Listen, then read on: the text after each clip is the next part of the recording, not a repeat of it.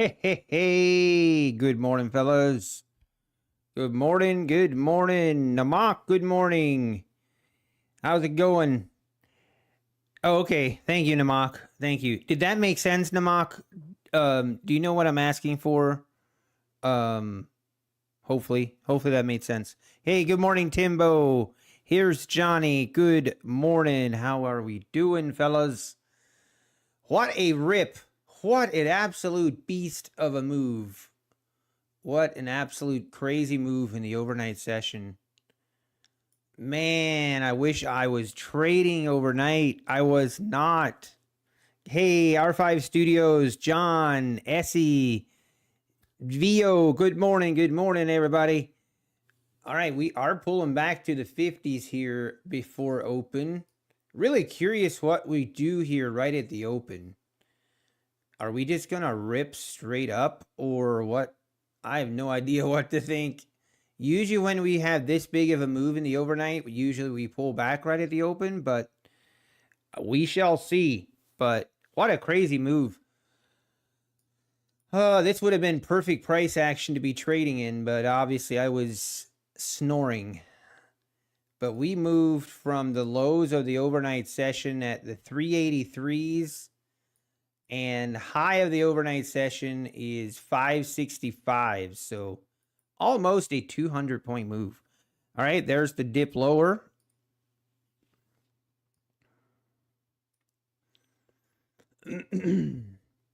Let's see how big of a pullback we get here. I don't think it's crazy to expect a big pullback here.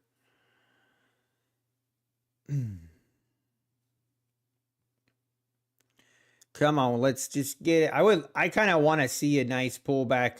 I want to see a nice pullback so I can definitely going to be bullish for the day, but you know, we just got to wait and see, I guess. Wow, look at that. It might not even it's already squeezing higher. Oh, man.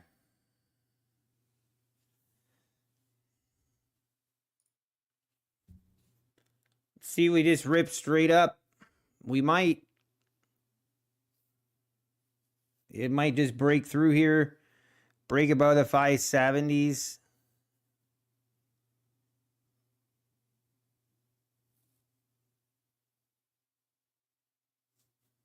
There it goes. New highs.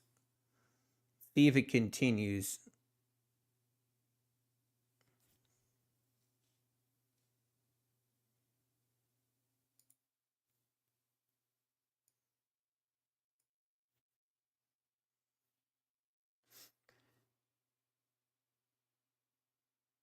Might have just wanted to take out the highs here, and now we pull back, I guess. Maybe. It's kind of hard to say, man. This market. Also, today's a bank holiday, so we might see a little less volume, I guess. Some people were saying.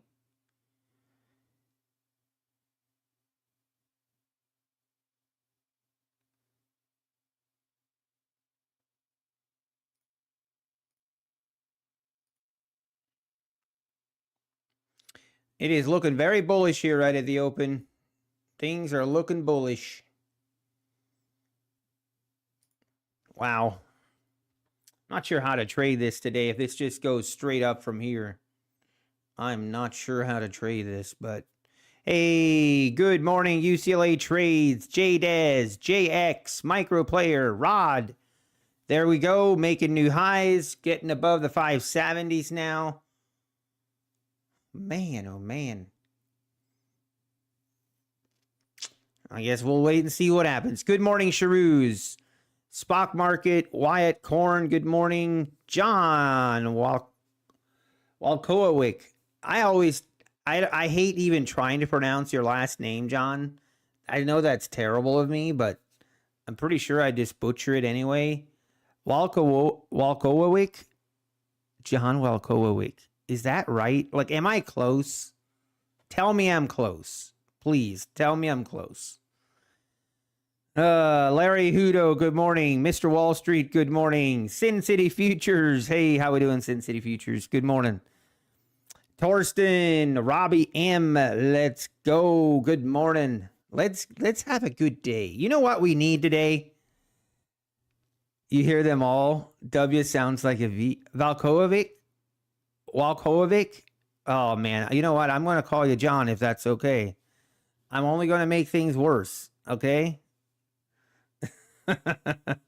Orlando, Matty Matt, good morning. Orlando, good morning. Citizen Zero, good morning. Sarith, good morning.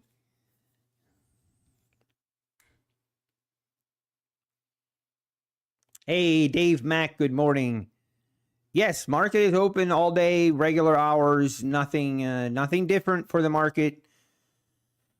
So we will trade just as normal. We will trade as normal, but you know what we need? We need a good week. I need a good week on these accounts. I'm starting to get to me a little bit.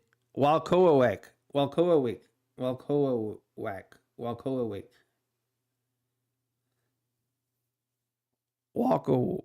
I don't know. Close, very close. you once had a teacher call you John Whack Off. Okay, that's bad. Oh, that's real bad. Oh wow, look at this market. 580s now. I mean, I don't know what. Do we just jump in here? Is this, I mean, you got to think we're going to pull back at some point, right?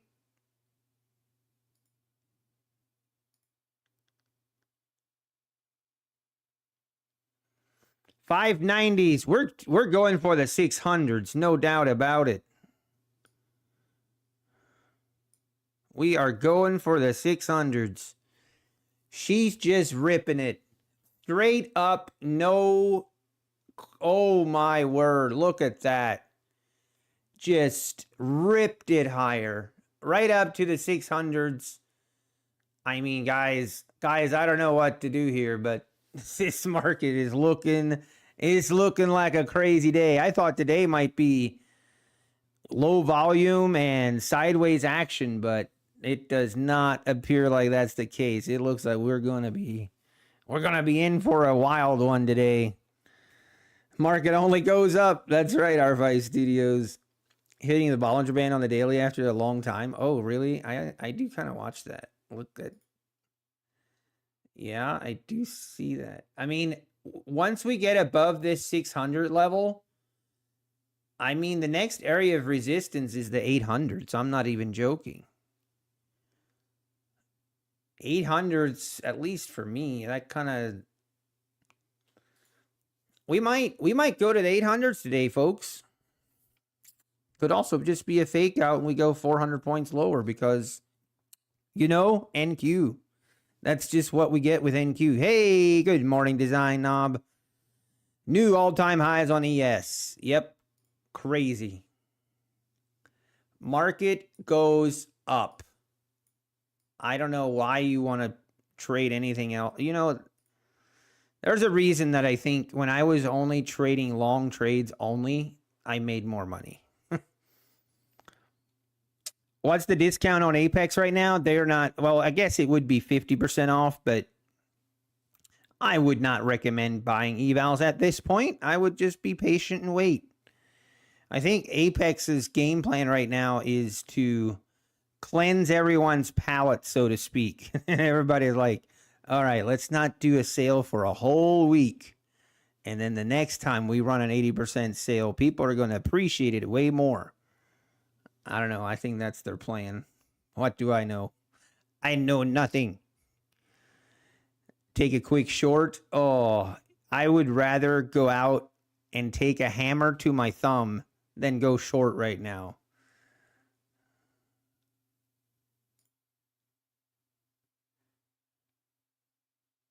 All right, are we going to rip through the 600s here? And there she goes. She's trying to go.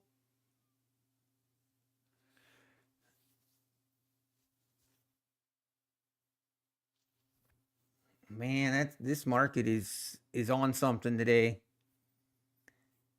It's one of them days. Only go up.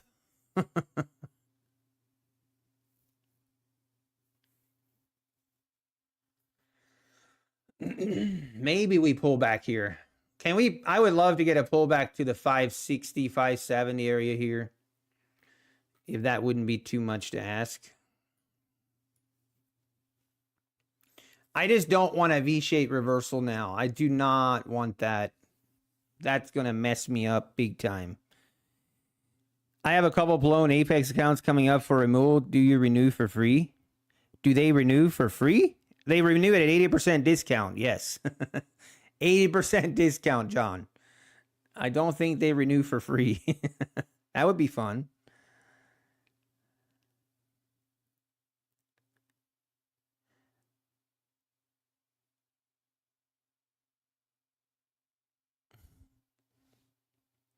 But actually, right now is a great example of why you don't cancel your evals. In case, like, if you don't cancel your blown evals in case Apex goes on a bender and doesn't offer any sales for a week. All right, pulling back to the 580s here. Now, I usually don't trade the opening here, but if we see a good opportunity for a long here, I will take it. Oh, man, it's just going to rip.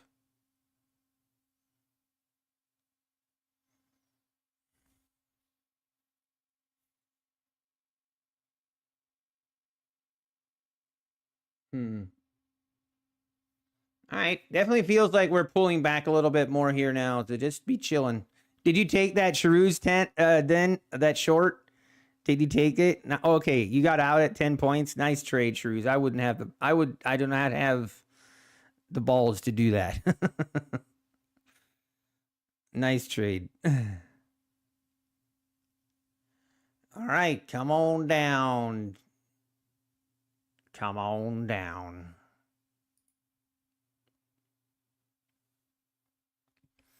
EMA is all the way down here at the 560s.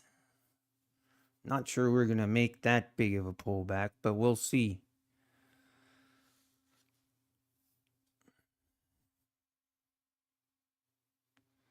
Look out, Taco Bell. That's right. Design.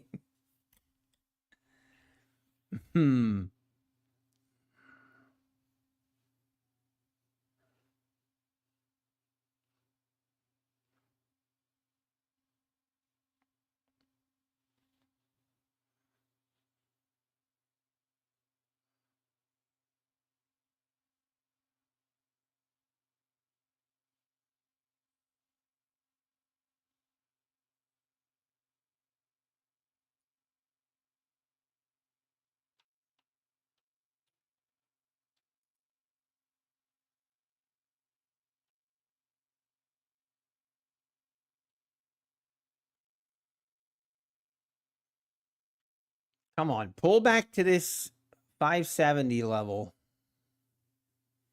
Man, this is, I might have to pull the trigger here. Come on.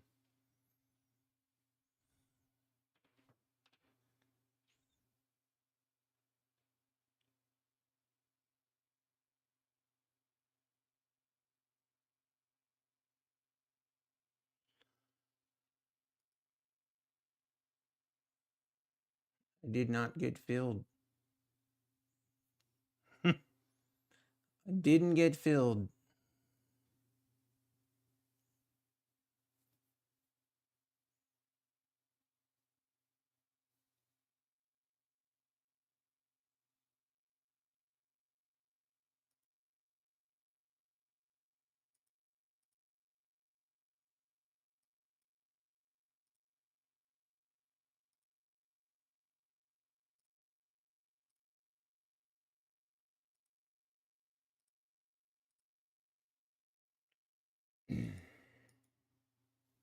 Okay, we're just going to try to trail this. Let's let it rip. Rip it, baby. Give me those 620s.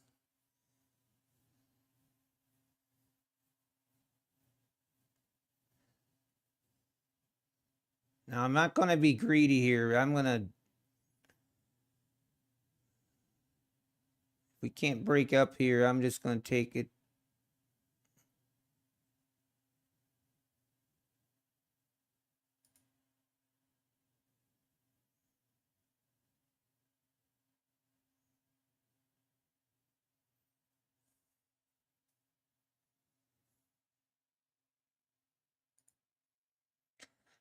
All right, I'm just going to take it there. I don't want to get chopped around like we have been the last couple of days. Get in and out on the first trade, call it good.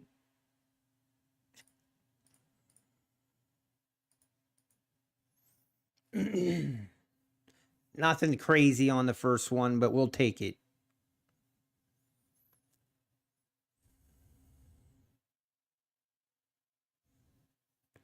Be careful going long. Yeah, I feel like it's definitely time to be just be careful. Take your profits. Take your profits. That's kind of my mentality.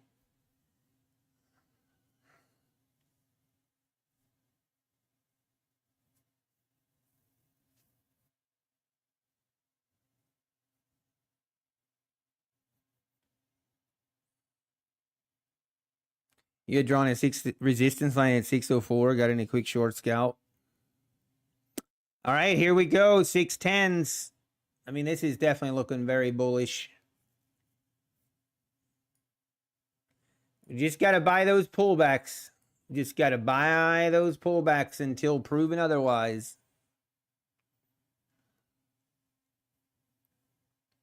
Thank you, Sharouz. I'll take it. I could have tried to hold for a little bit longer, but after last week, I still like the idea of trying to get a runner, and I'm going to still try because I think it is worth it. I did some back testing. I did some back testing over the weekend, and I just need to allow my trades to work, and it is what it is sometimes. What's up with Apex no sales, Viter? I mean, I think they're just going to be chilling. I think they want to, I think it's strategically done in a way where people that, makes people appreciate the sales a little bit more if they actually don't offer sales all the time. All right, 625. We are ripping to the 30s. Of course, the time that I don't hold, it just goes straight up. Go figure. That's usually how it works in this industry. But man, what a move. What a move. Just crazy.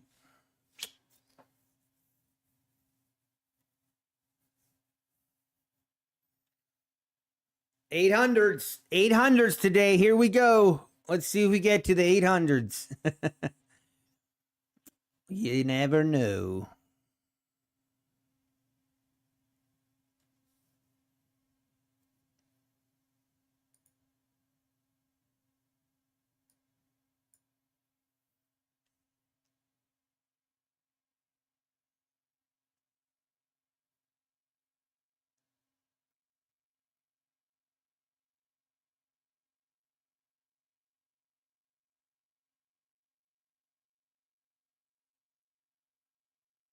Yeah, Viter. I think that's part of the plan is to.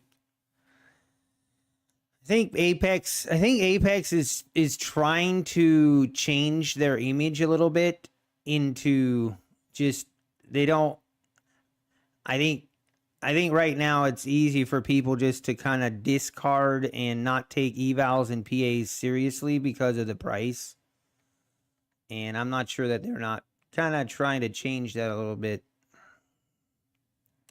But who knows?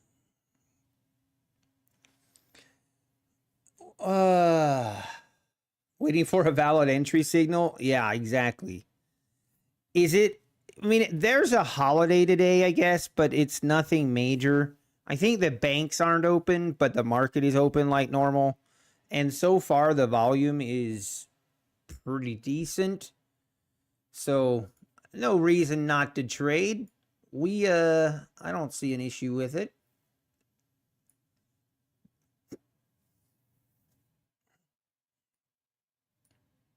And to be honest, the market is moving pretty nicely. So a pretty nice move.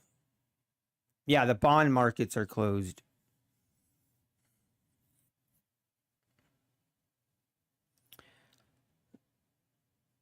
Like the dog you feed from the table, then you expect to go back to his dry dog food. Yeah, it's like, yeah, I ain't eating this dry dog food. It's so true. It's like, nuh-uh. Give me more of that steak. Are you kidding me? I do think I feel pretty confident that Apex will be very soon, very soon. Apex will be coming out with a new promotion, and I hesitant to say, but I'm hopeful maybe some changes for the better. I don't know.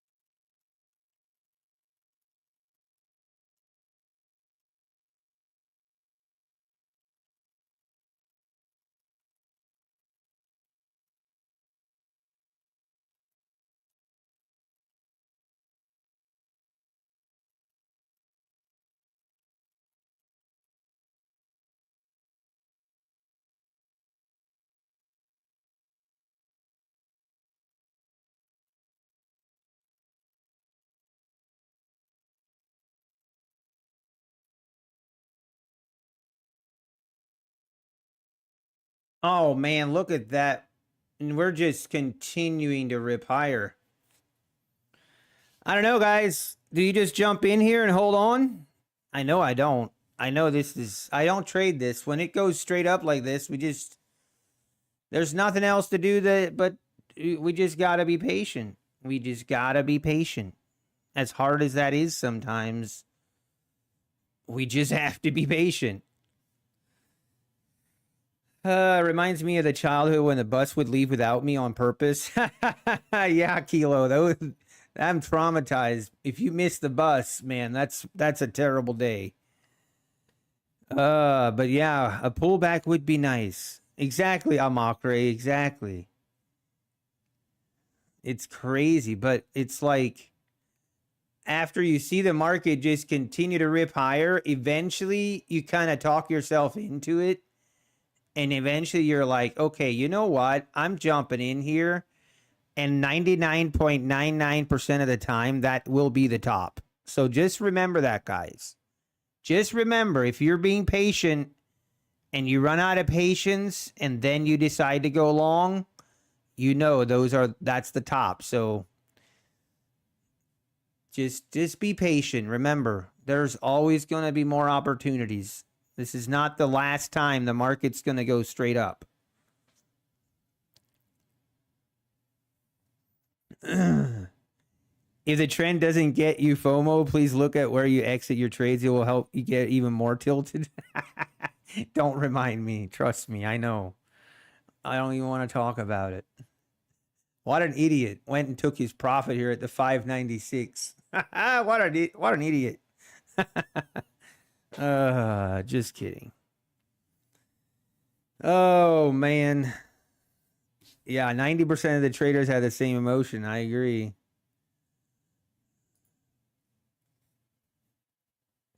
Hey, we chilling.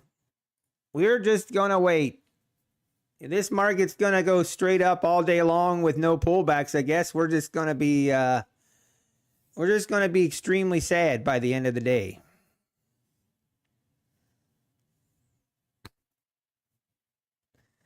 You took a long from the 580s to the 630s. Let's go, Amakri. That's an awesome trade. Nicely done.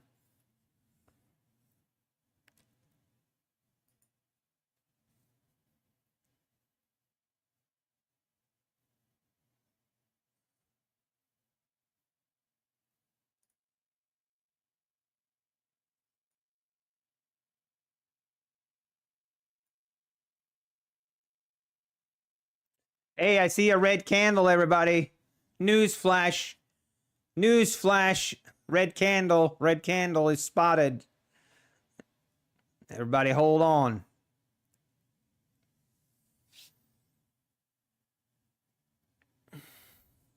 Now I'm a Vulcan. Oh, you know what I need? I need my coffee. What am I thinking? I'll be right back. Get my coffee.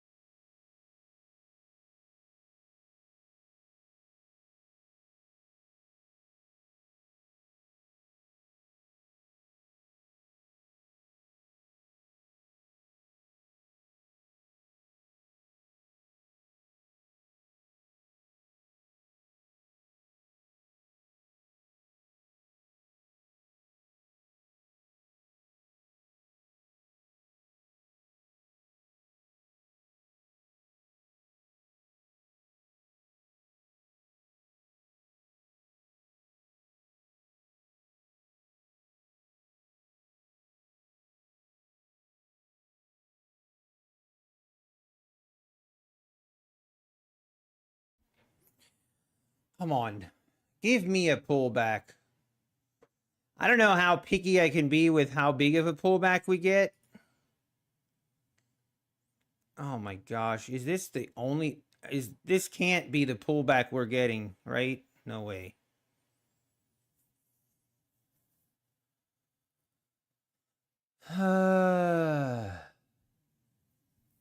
Patience, baby. Patience. Patience. Everybody hold. Everybody hold. Kidding me? If this makes new highs, I'm going to be upset. I'm actually upset. Okay, I'm upset. I give up. How the... We're not getting more of a pullback than that? Come on. This can't be real. This is insane. DCA is always an option if you get a bad entry. Don't tempt me with a good time. Actually, hey, that's crazy. That is some crazy price action here. We might get to the 800s before noon. You guys thought I was kidding about that 800 level, didn't you? I wasn't.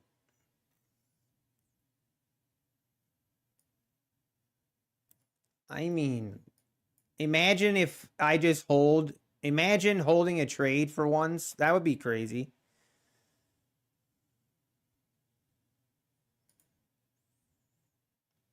Wow.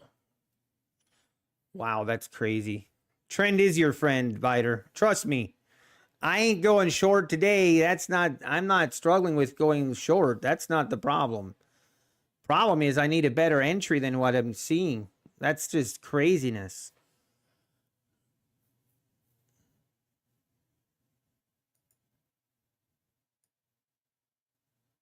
What a rip higher. Unbelievable.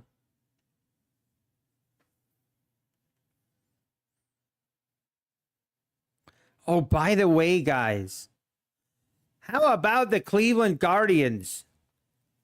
Let's go. Cleveland Guardians are in the ALCS. They are playing the Yankees tonight. I expect every single one of you, every one of you, every single one of you, to be glued to your TVs and shouting and cheering at the top of your lungs for the Cleveland Indians or Guardians, whatever you prefer. Really, Orlando? Oh, man. Oh. There's no way that you're actually cheering for the Yankees. Come on. You can't be that can't be a thing.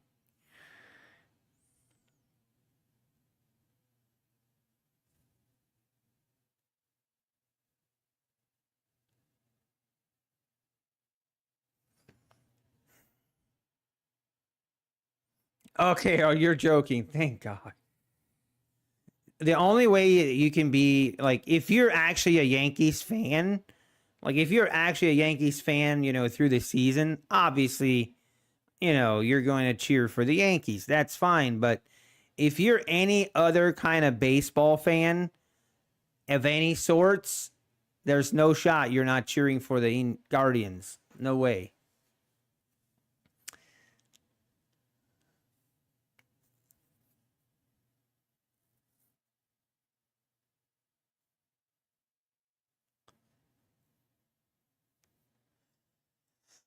Man, this market absolutely insane. 674s. I mean, this is just ripping. 680s. What are we going to do, folks? What are we doing? What are we doing? Do we just have to jump in just to test? Do we need to test a theory? Do we need to test a theory to see if we can buy the top? Just a sacrificial lamb so that we actually get a pullback? Now that's playing chess while everybody else is playing checkers.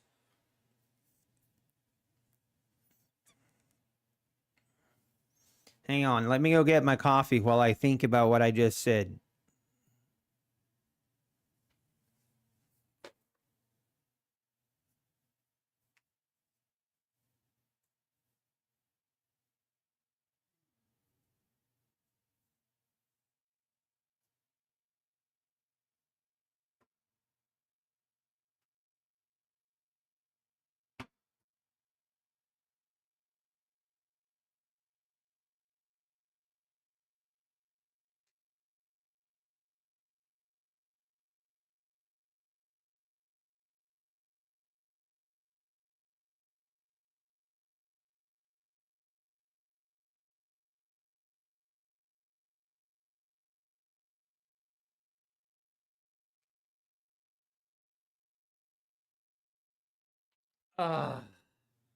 Today I'm switching it up. We're eating a blueberry donut. A blueberry glazed donut instead of my Nutty Bar because currently out of Nutty Bars, so we have to make sacrifices.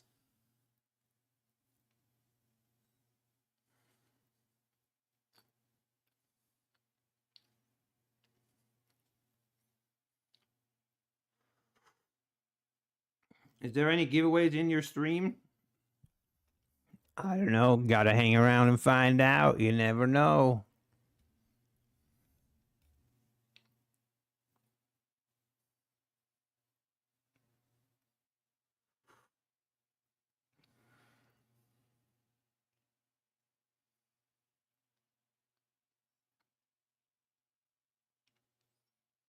Hey, good morning, Carolina. Good morning. Sergio, good morning. I just sounded like Adam Sandler. What?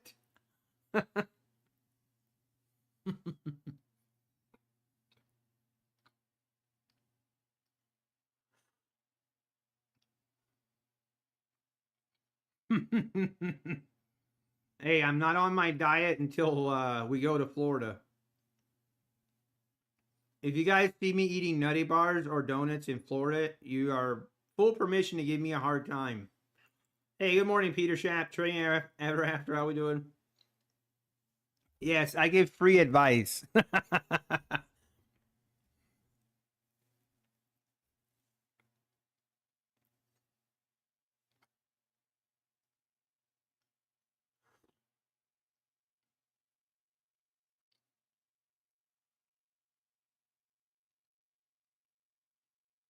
Good morning, Rosie Rose. Good morning, Nemo. BH, no, the market is open all day long, regular hours. It's just the bond market that's closed.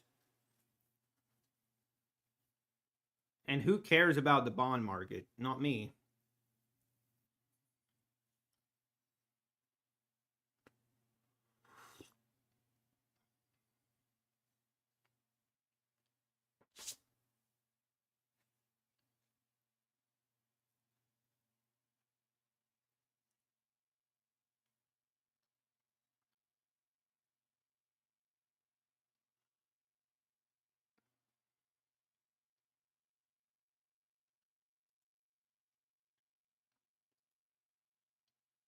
Come on, pull back. Just give me one of them nice pullbacks.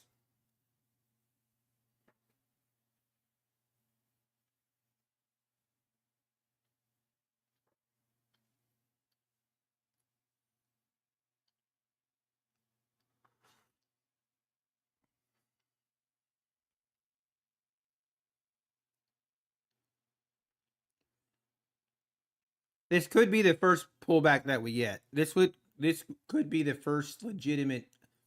I mean, I feel like right here was a pretty legitimate pullback as well.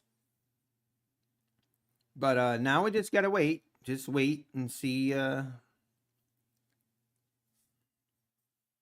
what happens.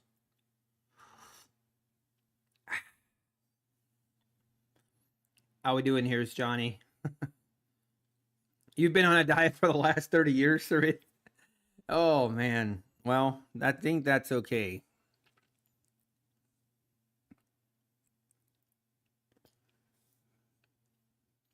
All right, we have our first official pullback. Now the question is it going to be a reversal? That's always that's always in the back of my mind. That's where I get worried. What makes my pullback legitimate?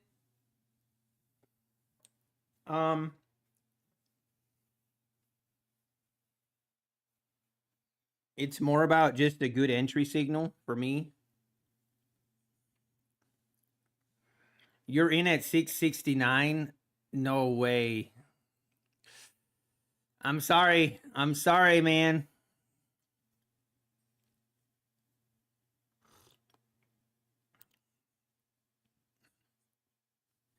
Blueberry donuts.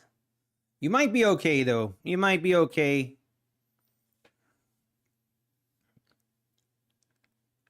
Who cares about bonds?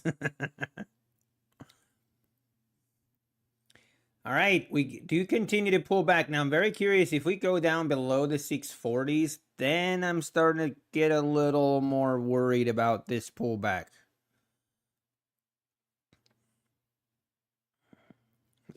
That reversal is my arch nemesis, so I gotta be careful. Gotta be careful with that. But hey.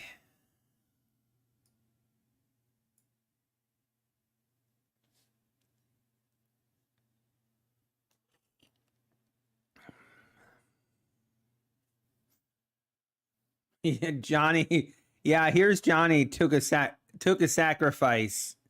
He sacrificed for everyone else. I appreciate that. You only get one shot to DCA. That's true. Make sure you're careful.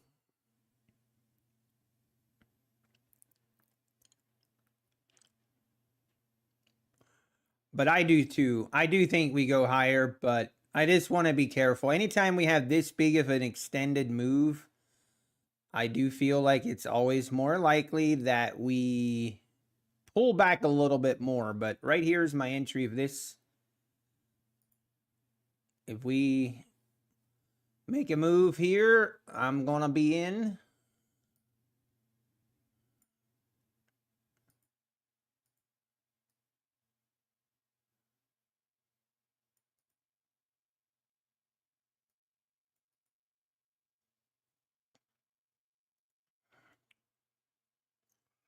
Let's see if we get any momentum here for the bulls. See if they come back or not. If we just bleed lower, then I got concerns. When does the lifetime fee end? I'm not sure, but it's still going on. So I guess I would take advantage of it while it's here. All right, here we go. We might get filled here.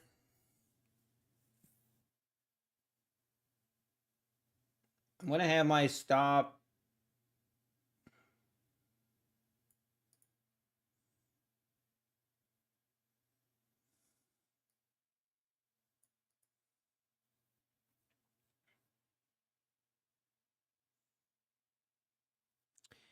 I'm okay with my stop there, I think.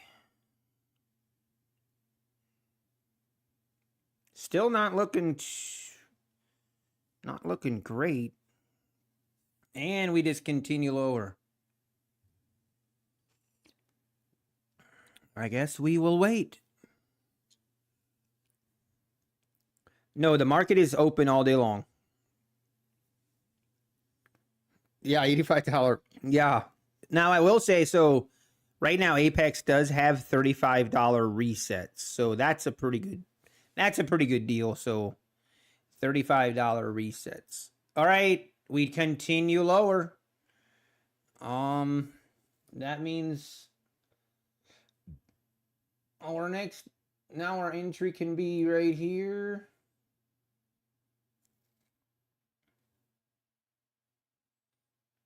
This is where it's pain. Very painful being in a trade like this.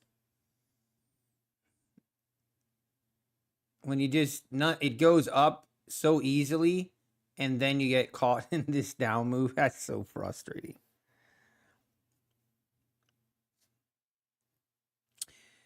Okay, now we are below.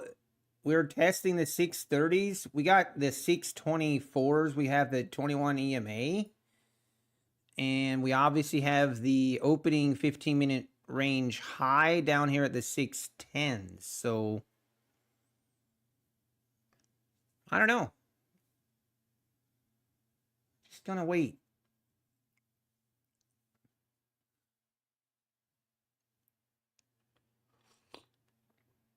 Oh, that's right. Payout day is open at midnight. That is true.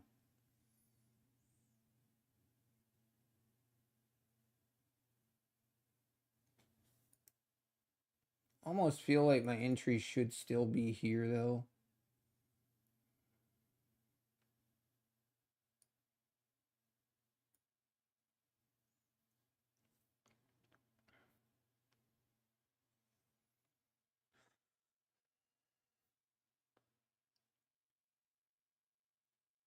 This is the first, like, this looks, this could be it here.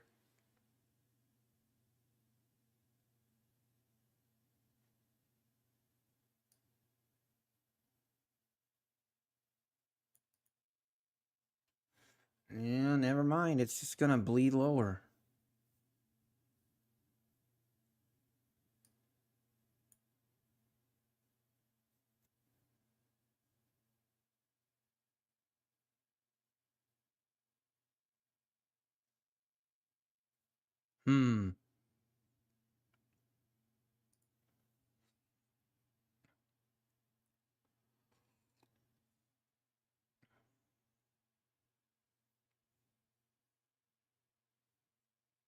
And we just bleed lower. I've seen this movie before, and this is where the reversal is on the table at the moment. This is turned into, this could be a reversal instead of a pullback. So just gotta be patient, I guess.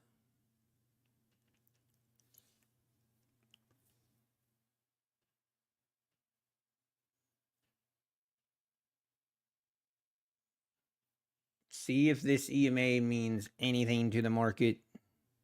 Yeah, exactly, Sergio. Volume is pretty good today considering that we have a holiday or a bank holiday.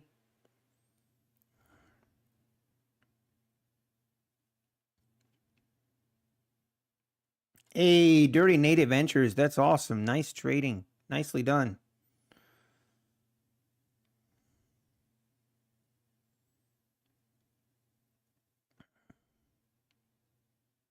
Let me take a short so it'll turn around for you guys.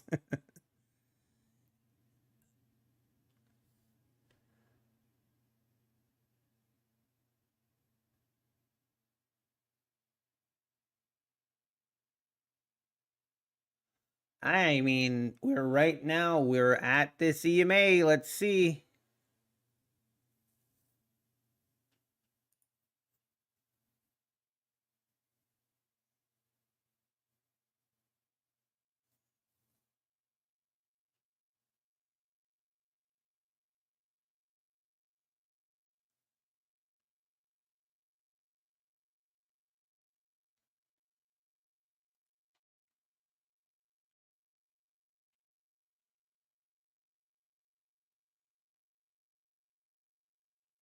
Hey, good luck, UCLA trades. Good luck, sir.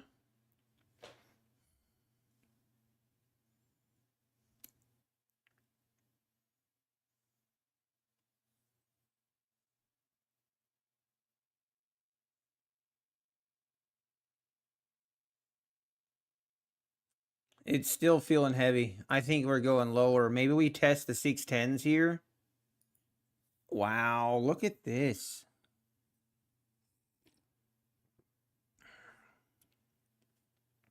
Oh, this is what I hate. I'm going to take this order off. I'm not interested anymore. Wow.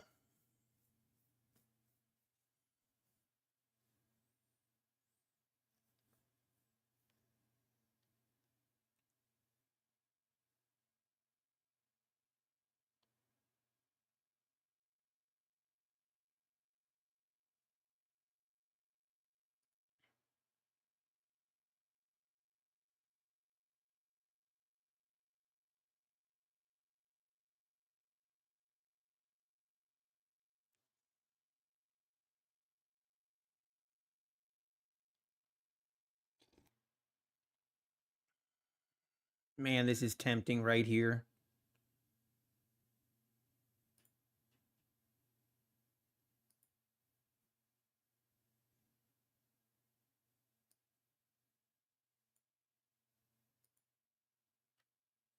Man, this is a crazy move. Jeez.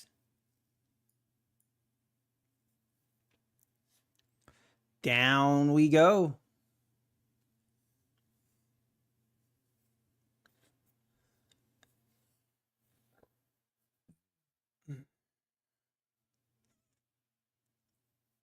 Hey, nice, Mr. Wall Street. Nicely done.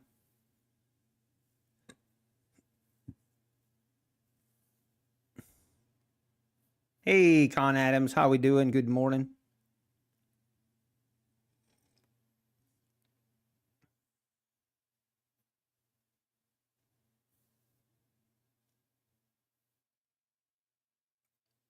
And down we go below the 600, below the 610s, below the 600s now. I mean, this is looking like a reversal now. This is not ideal at all.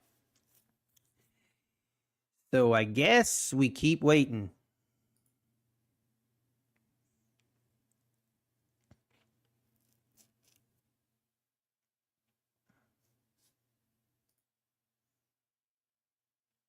What a crazy, it's just typical NQ. If I saw this, yeah, I saw that, John.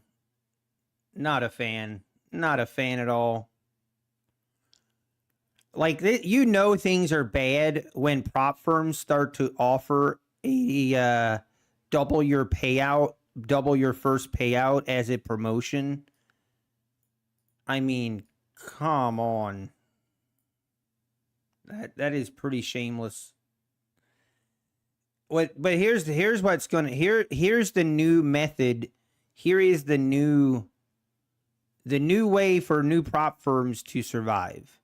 They start a new prop firm, they offer no rules, and they offer all this crazy things until they get enough people on board, and then they change the rules. That's going to be the new way.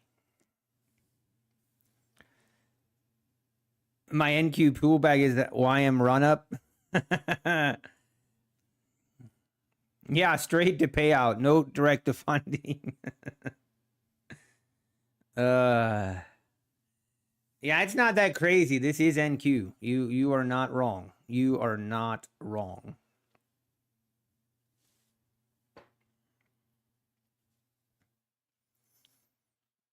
Hmm.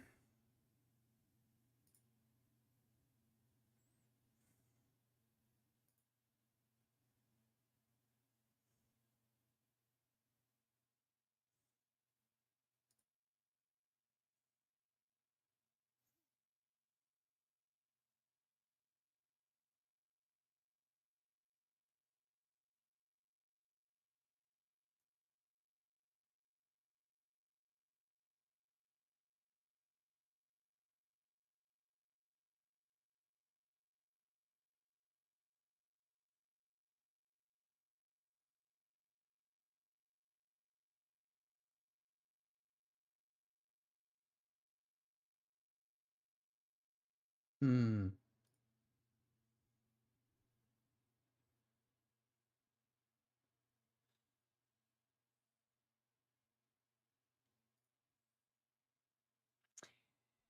Yeah, we're just gonna wait now, I guess. We just gotta wait.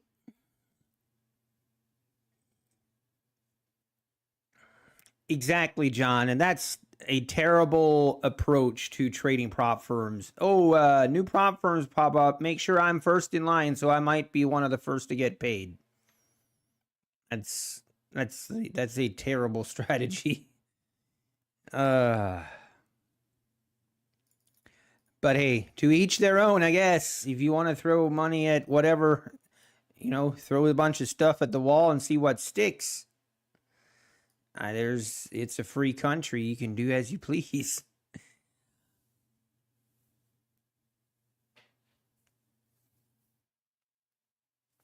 Man, I'm starting to get to the point where I'm like, I'm gonna start shorting these little moves higher.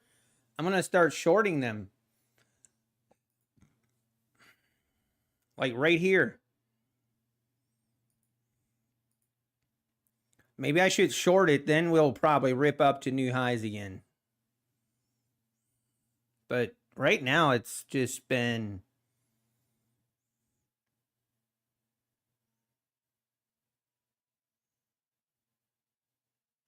basically an 80-point pullback. An 80-point pullback.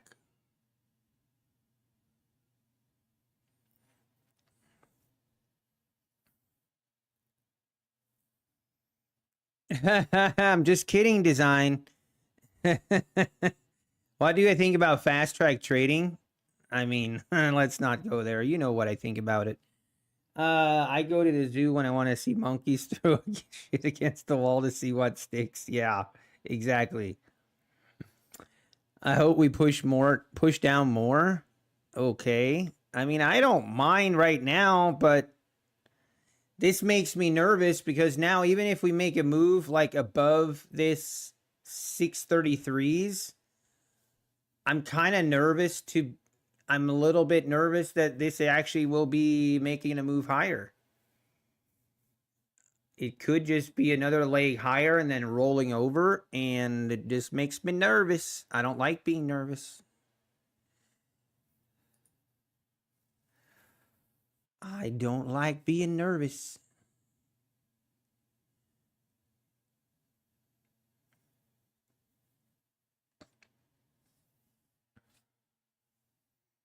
Hmm.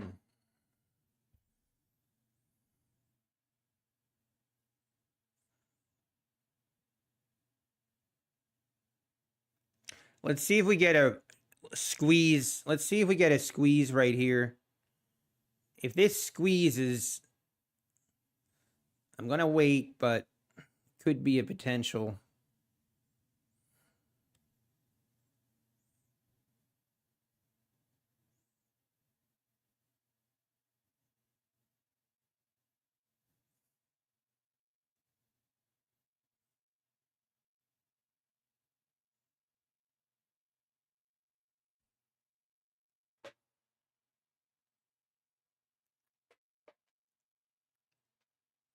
Hey, Black Coffee Trader in the building. Good morning. What a move. Yeah, crazy. Market go up, market go down. I don't know why we keep acting shocked that NQ does this, because it's actually not that unusual.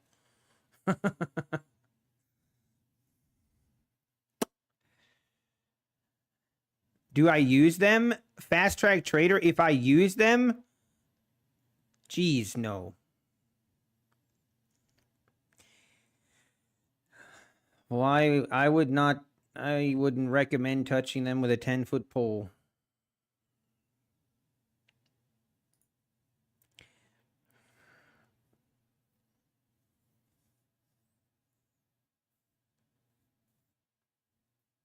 I don't know why I'm so tempted to go short right here, but I am.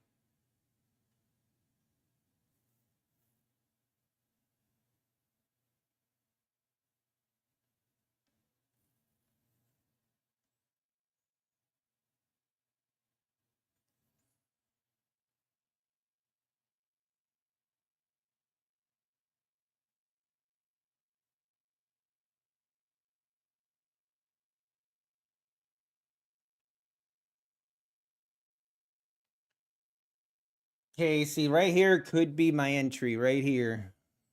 But, man.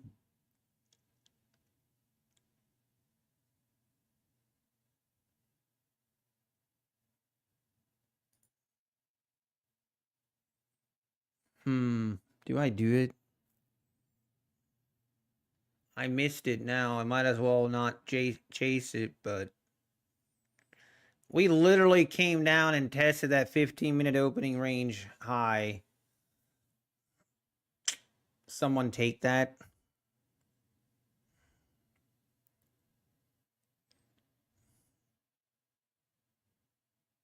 Time to stack wood. Take care, Dave Mack. Nice stock market. That's awesome. Hang on, I gotta take this call.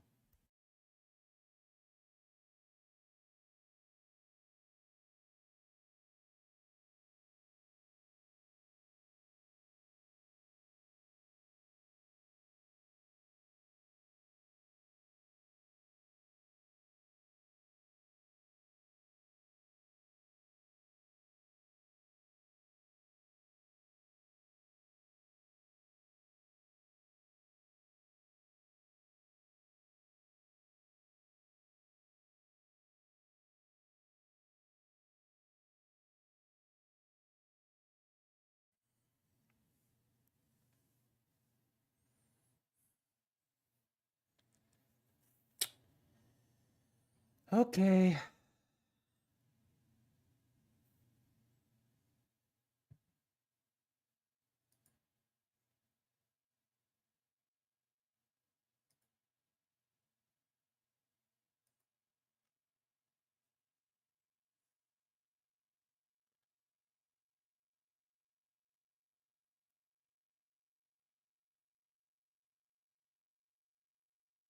ES new all-time highs. Really? Oh, wow. ES is holding up way better than NQ. Interesting.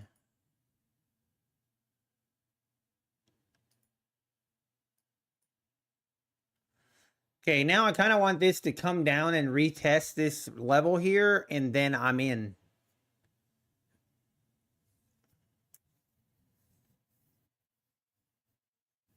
And then I am in.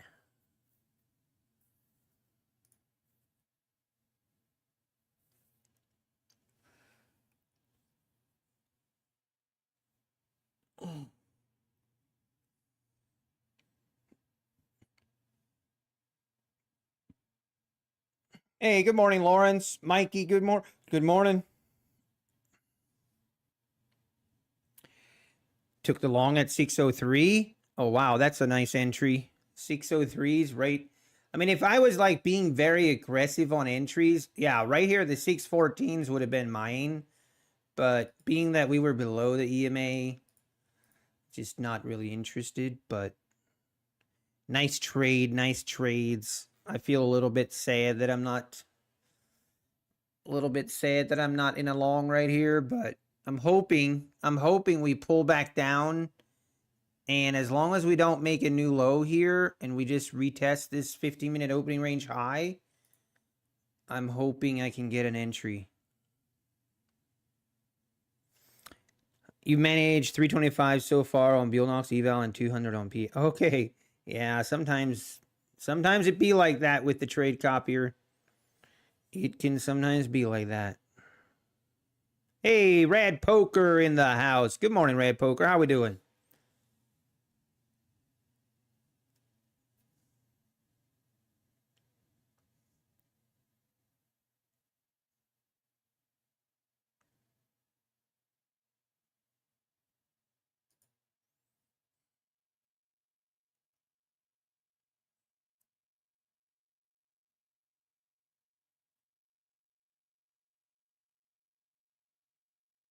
Man, oh man, oh man.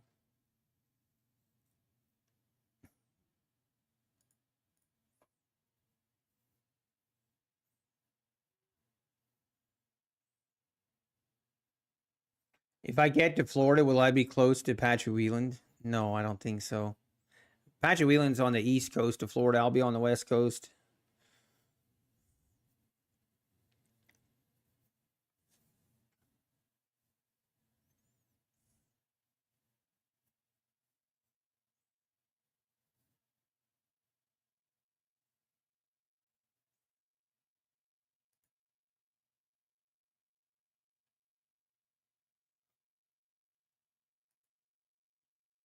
And there we go. Just gonna rip now.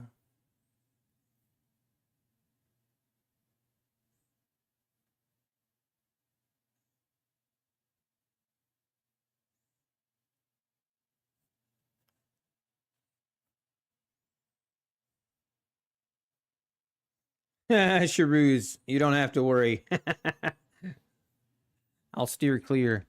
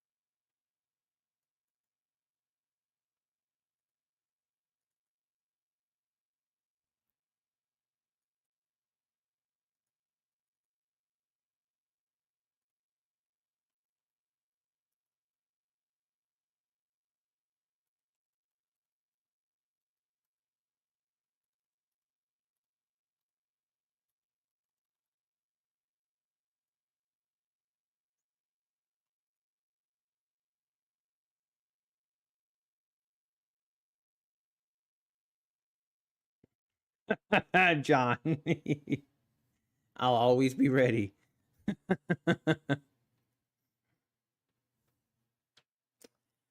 Come on, give me a pullback. I want a retest of this 15-minute opening range low here or high. Kind of want it. Give it to me. Give it to me.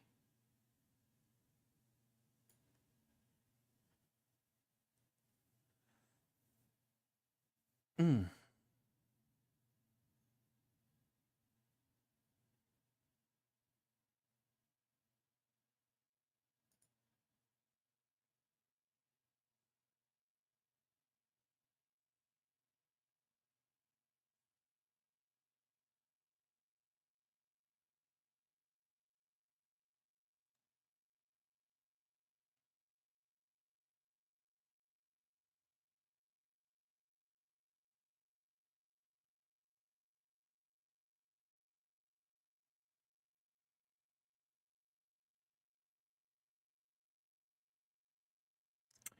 Okay, let's see if we pull back now. Come on. Just give it to me.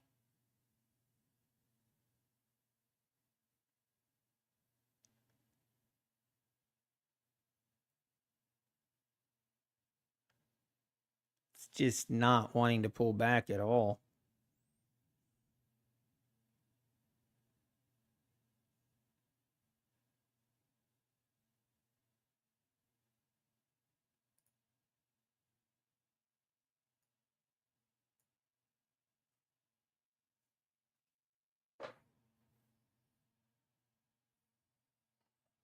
By the way, here in Ohio, and which I would be in the northern part of Ohio, on Thursday night, we were able to see the northern lights. I mean, that was crazy.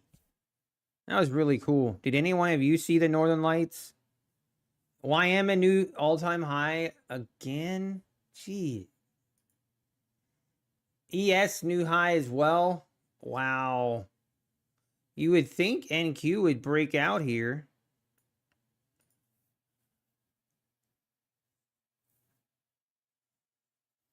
Man, I should be trading this. Unfortunate.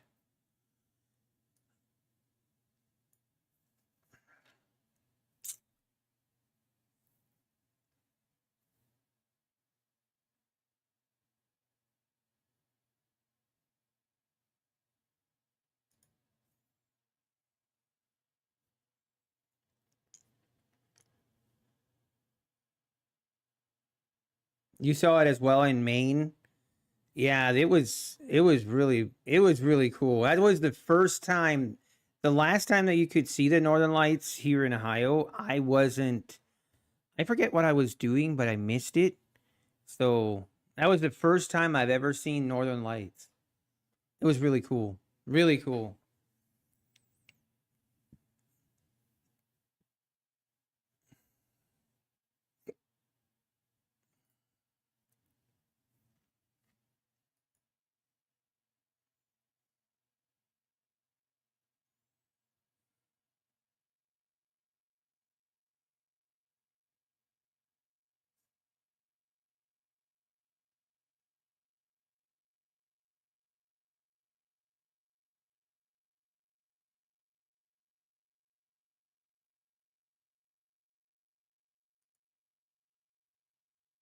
Hmm. Okay, what are we doing here?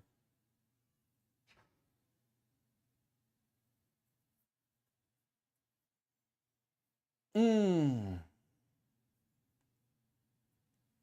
Too much light pollution here, but it's on your bucket list. Yeah, even where I'm at, we do have some light pollution as well, so you couldn't see it great. Man, I would love to like. There's some things on my bucket list to do, and one of them is to go to a dark zone, like a dark whatever it's called, and I want to do like a full time lapse of the Milky Way, and also just do some photos of the Milky Way. I love astrophotography, and yeah, that is on my bucket list of things to do, things I want to do. Where is the market going from here? I mean, you got to think we want to go test the highs again, but I'm hoping we pull back here before we do so I can get in my entry because I missed it here. And I don't really want to chase it right here. So, Kevin, just put it on the floor. What's up? What's up?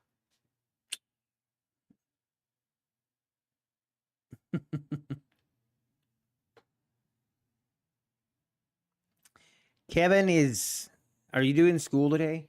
No. Kevin kind of has it until we go to Florida, we're not doing school as much as normal. It's awesome. He thinks it's awesome. What do you think about your new laptop? He finally got his dream laptop. Did you pay it with this? Yes, we paid it with this.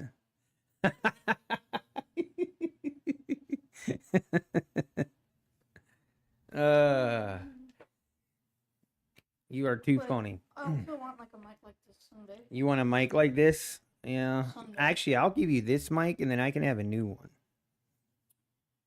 That makes me feel like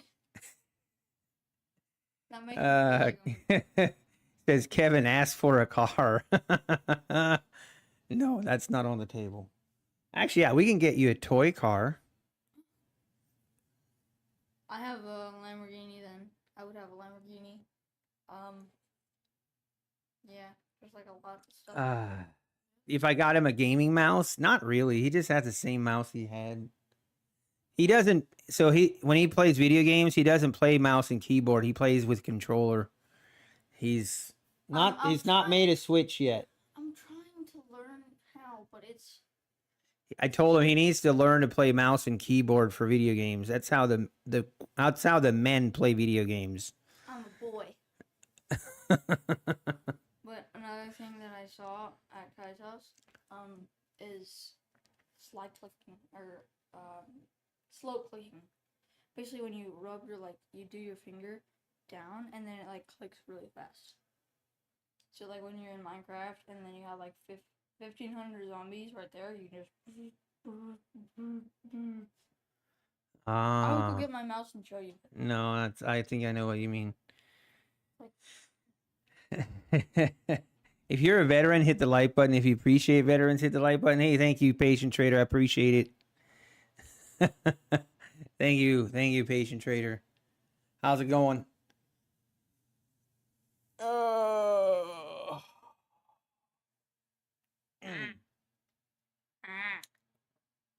Wait, it looks like I have orange hair. Wait, what? Kinda does a little bit. I have blonde hair. Dirty blonde, okay? This is not. Why do I have orange hair? It's not orange. Look at mine. Look at mine compared to yours. It's orange. Yeah, mine is orange. Oh. Yours is blonde. Why? You have some good gray hairs back there. Hey. It's gonna come to everyone, including me. Not. See, close. Can you close the door, please? Oh yeah. You have to do a push-up every time that you do something wrong. Every time I do something wrong. Or mess up. Okay. If I lose money, I have to do a push-up. Yes. Sounds fair. One push-up for every $100 I lose.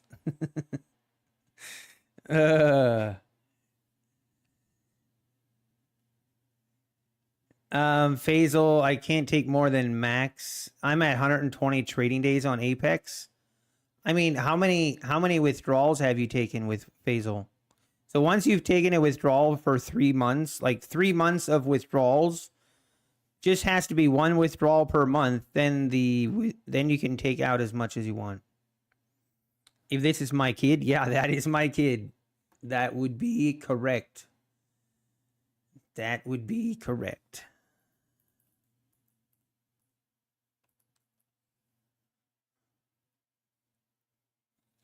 Thank you, John. He is a great kid. He's a great kid with he's right at that age where I can start to see the teenager come out in him, and I can tell that we're gonna have some starting to turn into here's the stage that Kevin is in. He's starting to understand and realize that dad doesn't know everything. You know how that age where from 6 years old till 8, 9 years old, they just dad knows everything. And then from 11 to what is it, 25, you think the kids think they know everything and dad knows nothing. Oh, those are going to be some trying times, folks. Those are going to be some trying times. That's all I'm saying. UK futures trader. Hey, yeah, he must get his looks from his mom. That's fair. We can only hope. When their voices start to change, everything accelerates. Uh-oh. Oh, man.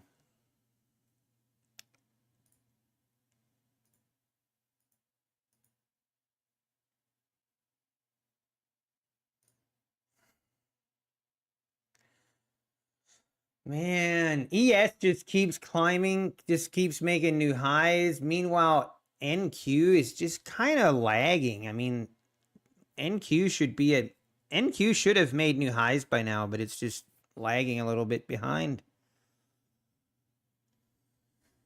But we are holding this EMA line. We're holding. We need to get out of this range.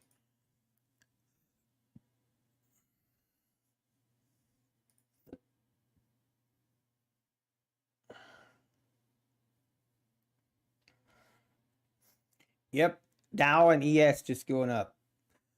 How many contracts do I use for the 150K accounts? Right now, this is a 150K account, and I'm using one mini. One mini or 4 micros. I switch between the two.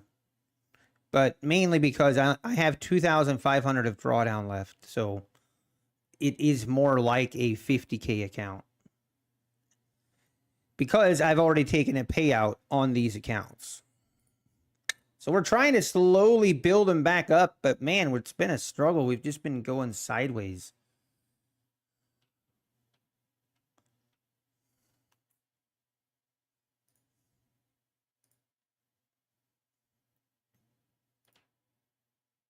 Okay, now we're okay. Maybe we come test this 15-minute range here.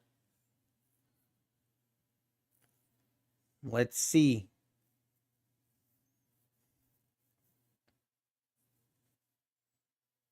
This is the 21 EMA and then the VWAP all the way down here. This is VWAP here. This is the 21 EMA. Nothing fancy. All teenagers, when they become 13, go into their rooms and surgically remove their brains. For the next 10 years, you have a different kid. 10 years later, they put the brain back and you get your kid back. Oh, man. Oh, sometimes it be like that.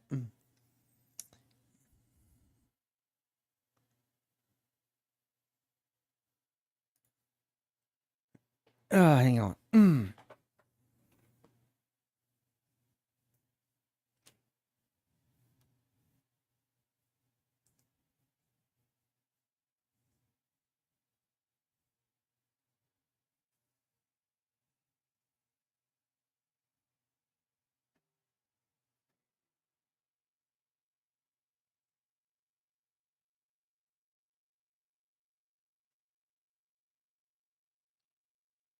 All right.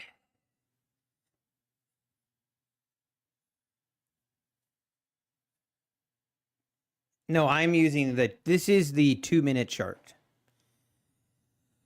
I trade everything on the 2-minute chart. It's just, I don't think there's any magic thing about the 2-minute. It's just what I'm used to. It's what I've been trading for over a year, and it's what I'm used to seeing.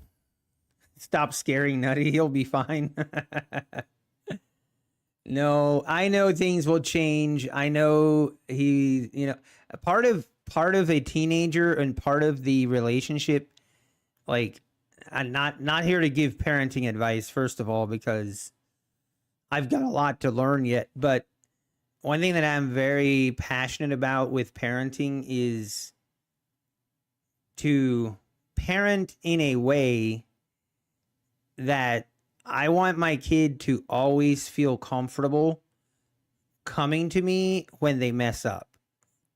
And I think it can be very difficult kind of to parent that way so that you have a really good relationship with your kid to the point where they know and they feel comfortable with, if they really mess up, that they come to you and tell you. And because there's a fine balancing act there between, making sure they know right from wrong. But I've had a pretty strong, like, anytime that my kid comes to me and tells me that they messed up, I never punish them for it, for whatever they did. But I think that's the challenging part of being a parent, is making sure that you have a relationship, and then making sure that if something goes wrong, that they come to you, or if they have questions about things, that they come to you.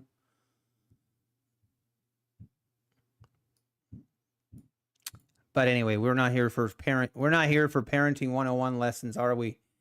Hey, let's see. Okay, here we go. Looks like we want to test that 15-minute opening range high again. Let's see if it holds. This will be interesting. If this makes new lows, then I don't know, man. It's going to be kind of weird. I always banished my team to the garage with a can of beans and extra sterno. DL says whip him. Oh man, I knew it was probably not a good idea to bring up parenting advice.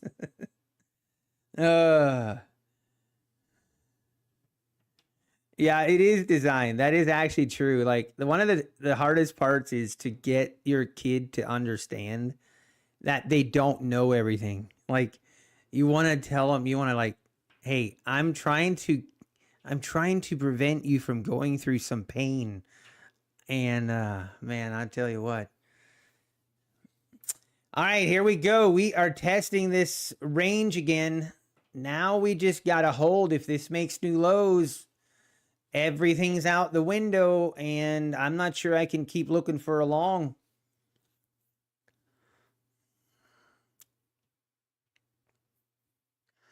Down we go, down below. We're going to test that 600. The lows here are the 592s.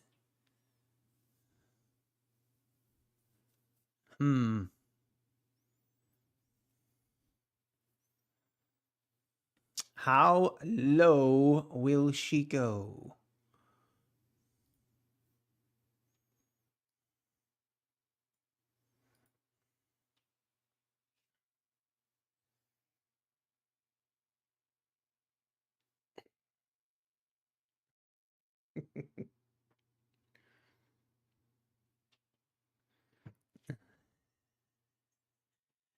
I would just keep watching reruns of the Kardashians. Great family dynamic and morals.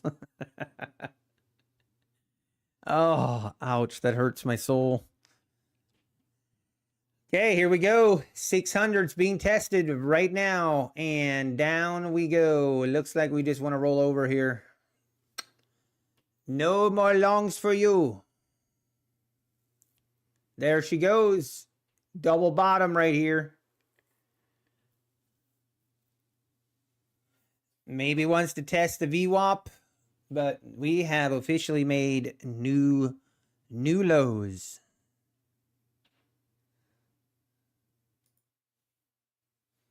You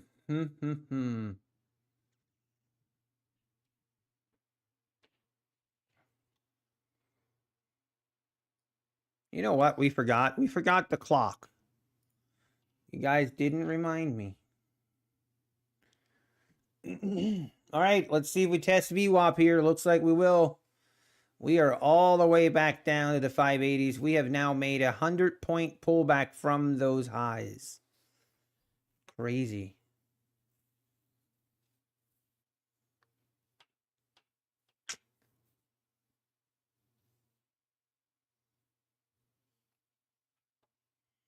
And we continue to go lower.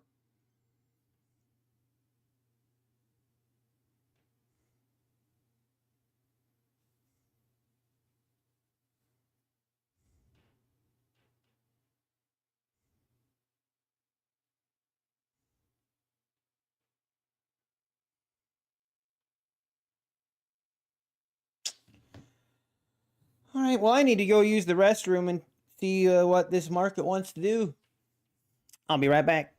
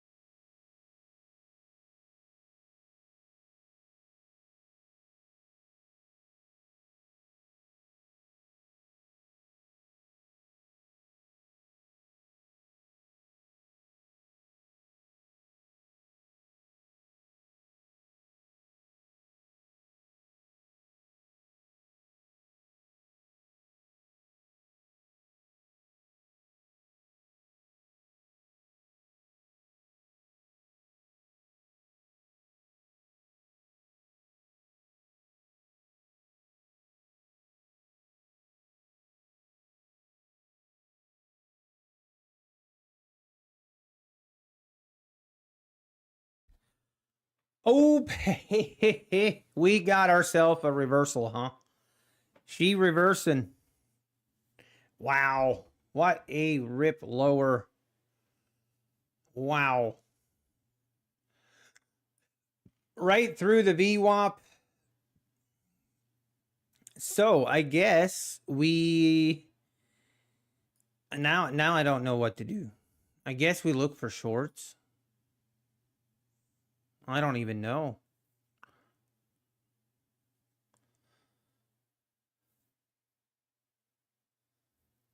Ah, well, that's unfortunate because now I feel like I don't really know what I should be looking at.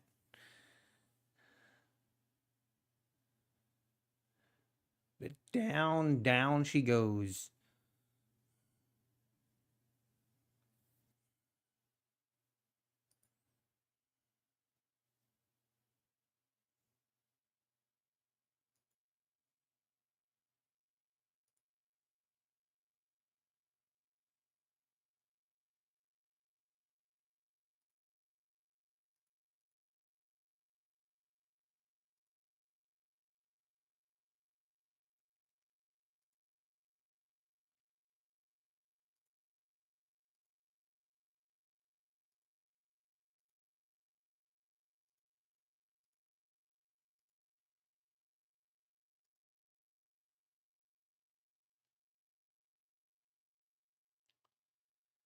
Do we look for shorts?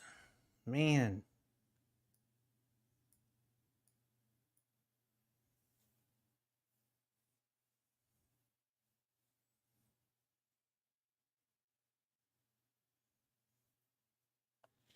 I don't know, man.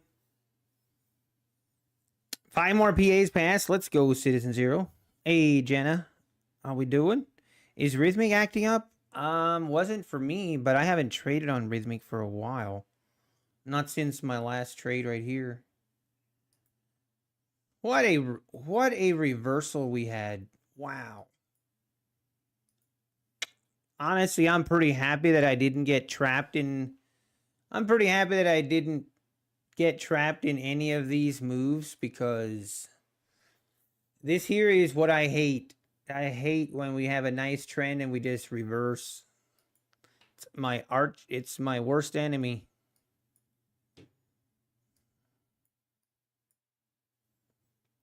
All right, but now let's see. Will we continue higher or roll over? Can just further roll over.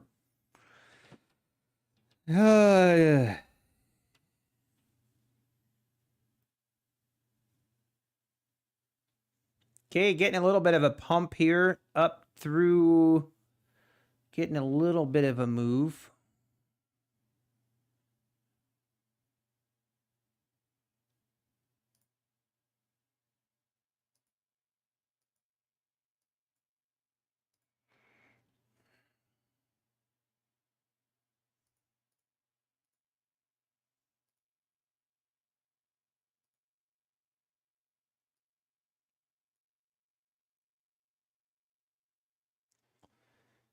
Man, do we go short here?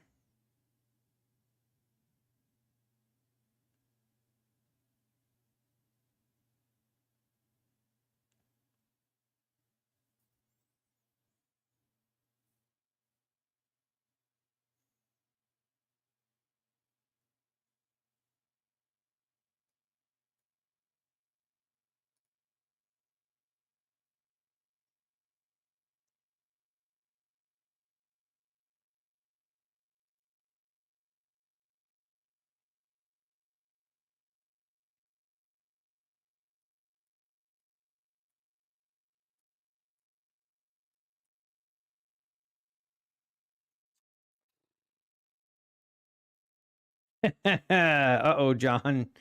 Hey, good morning, Kid Poker. Good morning, Kid Poker. How's it going? Yeah, this thing has just been kind of crazy. Chopping, ripping lower. Very. To think that the bonds aren't open, it's been a pretty crazy move today. And to be quite honest, right now, the way this market is being, I'm kind of okay. Kind of okay just taking what I have and calling it good. Not going to force any more trades here. Just seems very risky.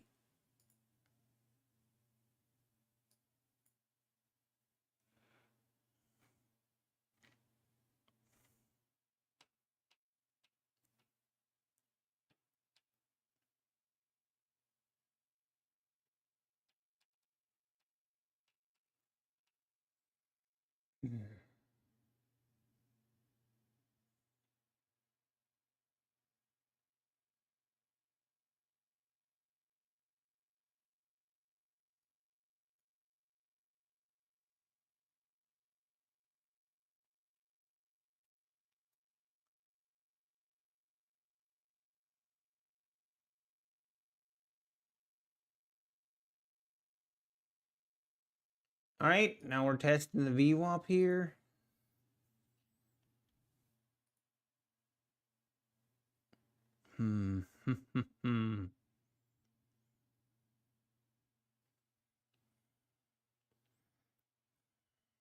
Hey, Timbo, very nicely done. Hey, you've been having beautiful golf weather. Let's go, Kid Poker. It's been actually a little bit chilly here, Kid Poker.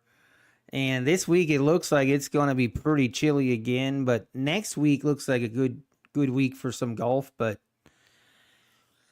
I don't know if I'm going to be able to get out on a course yet before we head for Florida or not, but we will definitely be checking out the courses in Florida when we get down there. It's still 100 in Arizona. Man. That's warm. Excuse me.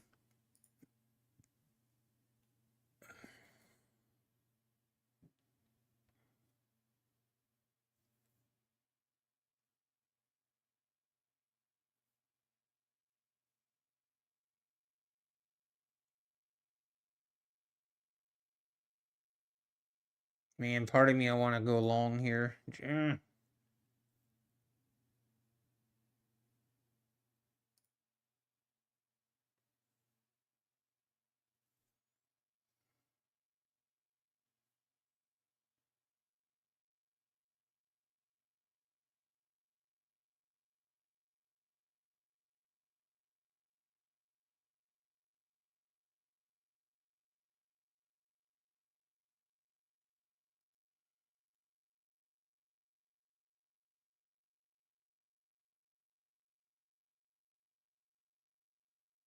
See if we get above the VWAP here.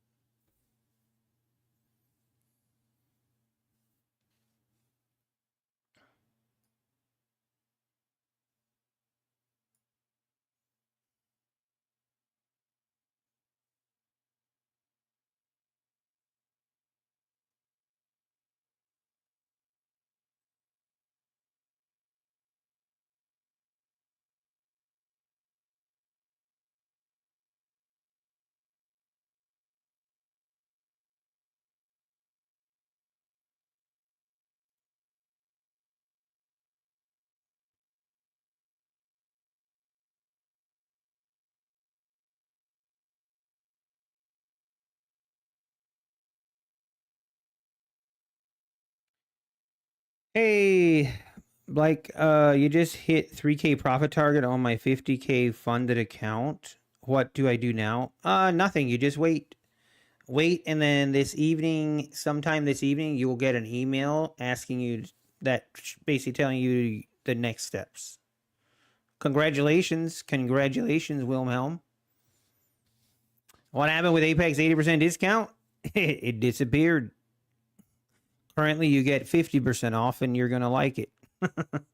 Or that's what they said. I'm just kidding. You won't like it. Don't. Just be patient. They'll come out with another promo, I assume, at some point. You know. All right, market. What's the plan? Are we going to rip here or not?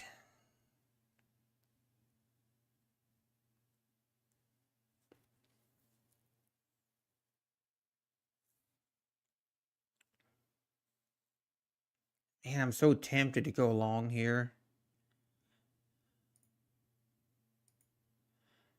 I'm gonna do it. Feel pretty good if we get above this that we're gonna rip it. Okay, here we go.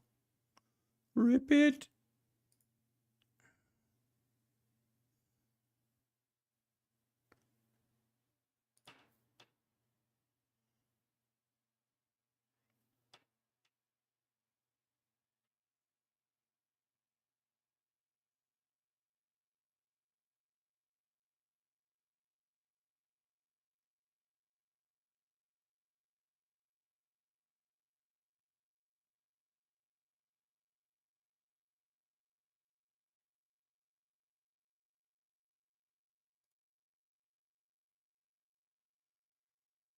Hmm.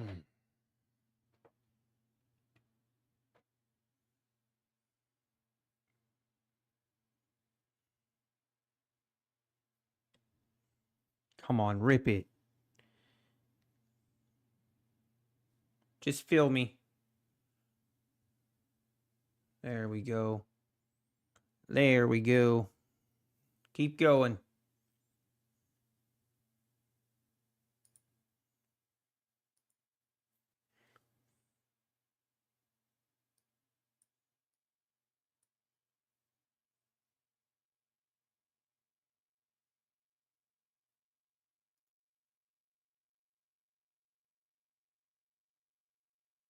Rip it.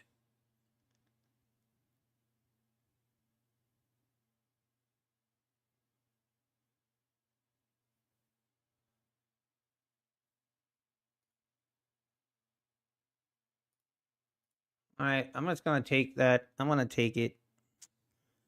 We are gonna take it.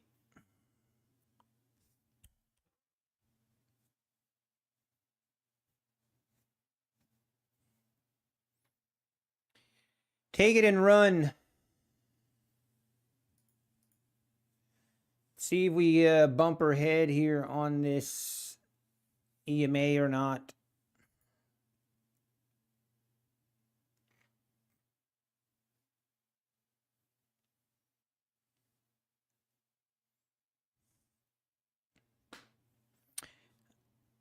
All the way down. I leave and come back and it's giving back all the gains. I know, Matty Matt. It's been crazy. It has been crazy. Crazy day.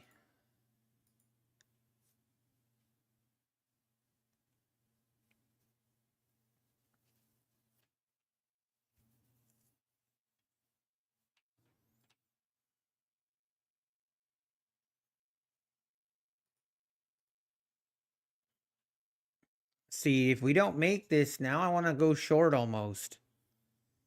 Oh, do I do it?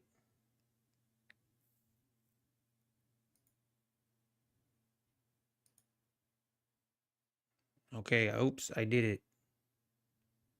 That was okay. That might have been a bad.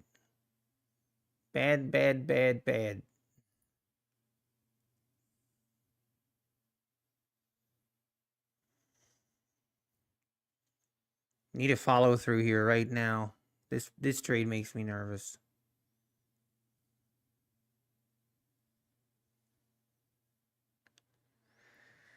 Makes me nervous, but it is a good. I mean, I should be good.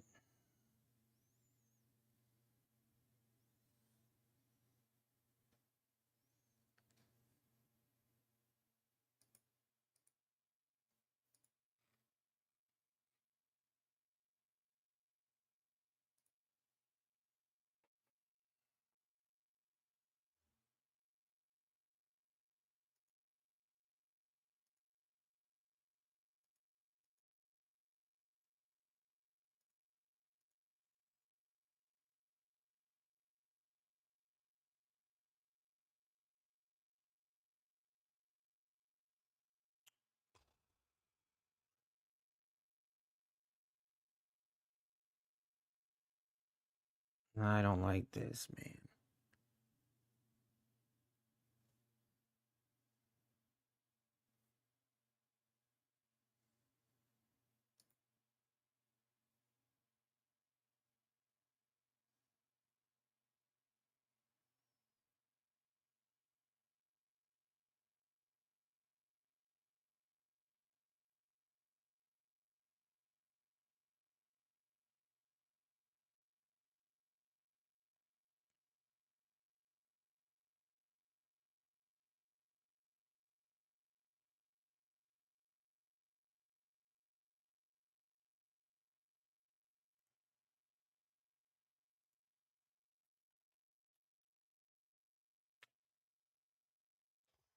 This trade's gonna give me gray hair.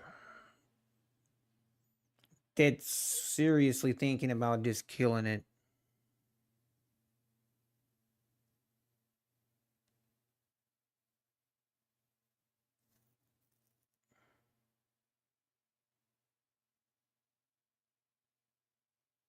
I'm just in way too early.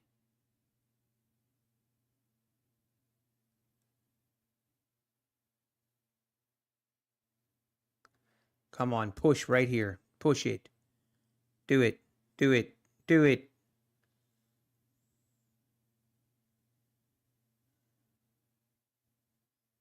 Do it. Got to push through here. We got a chance. Okay, okay. Okay, now I'm calm. Now I'm cool. My stop's going to be here, and I'm fine. I am fine with what happens now. If we get stopped out here, that's okay. It'll be a small loss. A loss we can easily take.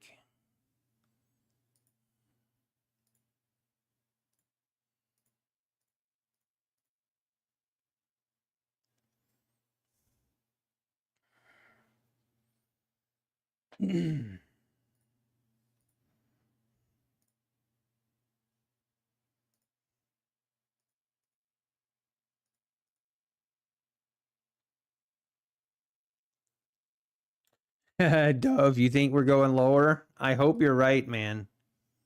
I really hope you're right.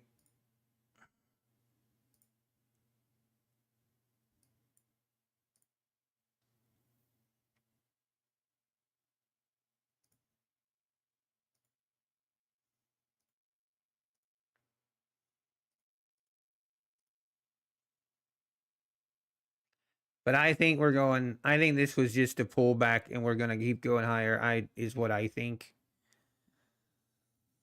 But I'm okay finding out. I'm okay finding out. Looks like we might find out right here.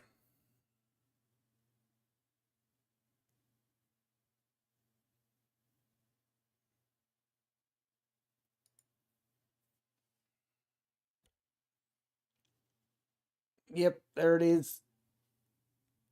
I'm okay with that result. I am okay with that.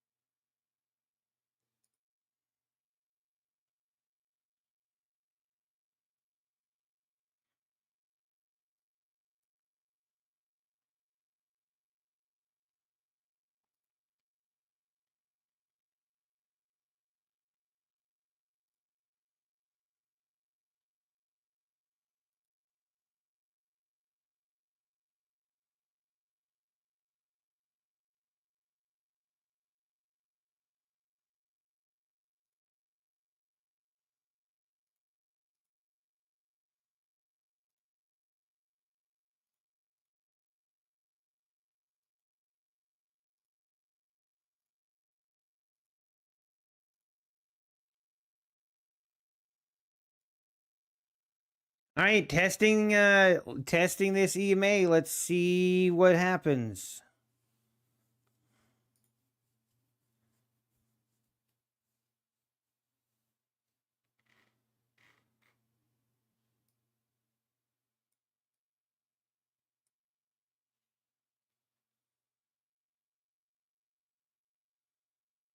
Looks like we want to go higher.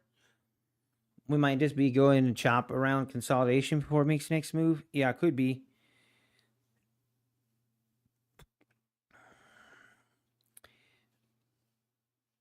Any Lions fans in the chat?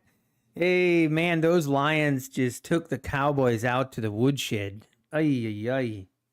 That was pretty brutal to watch, even as a non-Cowboy fan. The Cowboys got destroyed.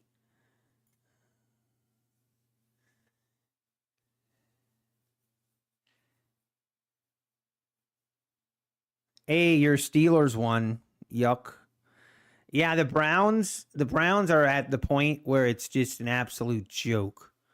I haven't cared this less about the Browns, and I think my lifetime. Like, that's saying a lot.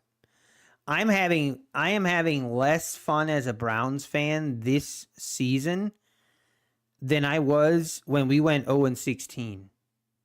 That's no lie. Like, that's legit how I think a lot of Browns fans feel. Like, it's just so pathetic. The Browns are just so pathetic, and they won't even admit that they made a mistake in trading for what was the name?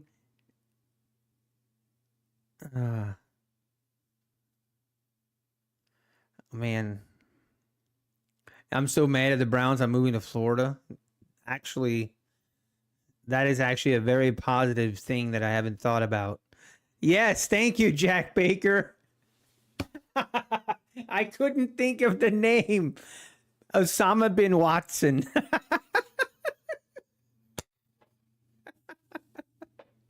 I'm sorry, but that's funny. Osama bin Watson. Growing up Michigan, I know your pain. Yeah, they might as well quit. I mean, it's just terrible. It's just absolutely terrible. Our quarterback has no idea what he's doing. He's so absolutely horrifically terrible that it shouldn't even be legal. I like the way Stephen A. Smith said, he's like, if someone should be arrested for playing bad, it should be Osama bin Watson.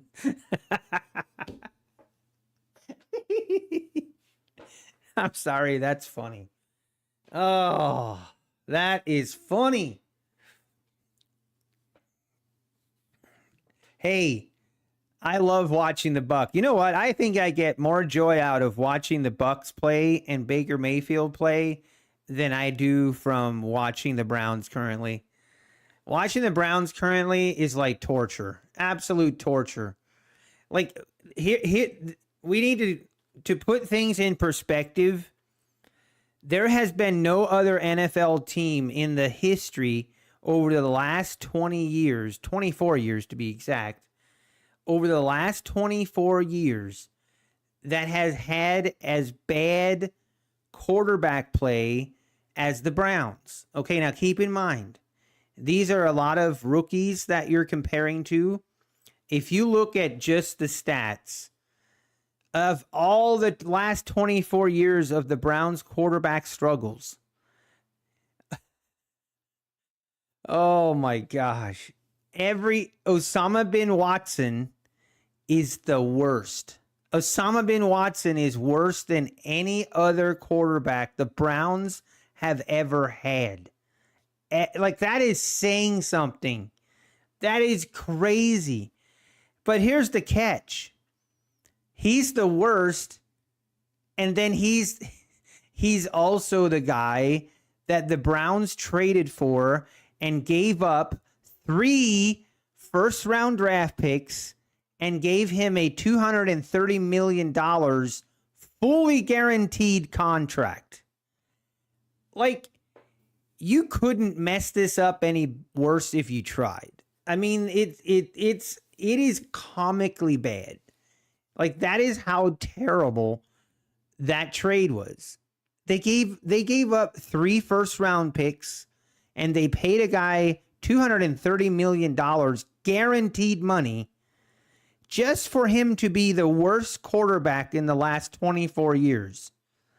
And we have had some terrible quarterbacks. Okay? Like, how are you that incompetent? Just makes me want to vomit. Oh my, don't even get me started. Hey, market went lower after looks like we should have just waited for, I could have taken this trade again. I could have. This is what I was looking for, just a quick flush down. And it looks like we're just going to make new lows here. Wow, what a beautiful setup here. We wicked right through the EMA. Entry should have just been right here again at the 567s, and we would have been golden.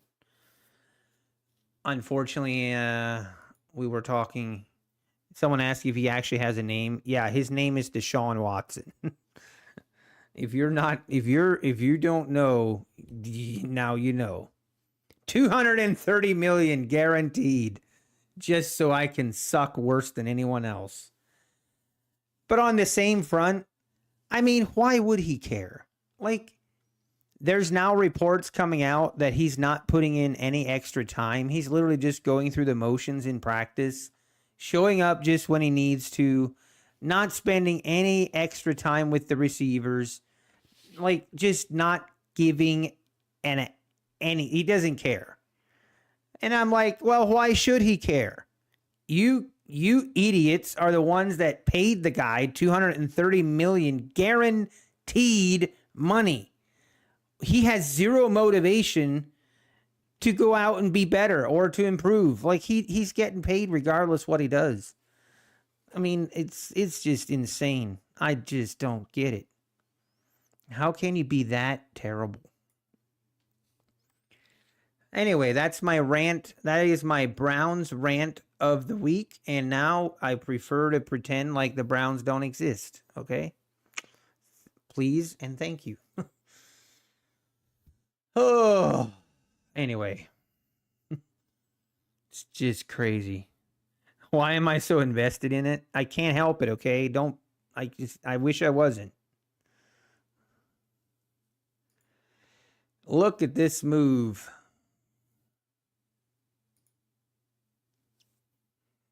We are just going lower, ripping it. She wants to rip it.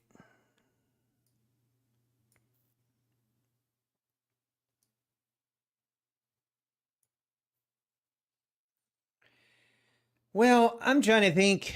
I actually have an appointment later today, and the way this market has been going, I don't know that it's worth me trying to keep.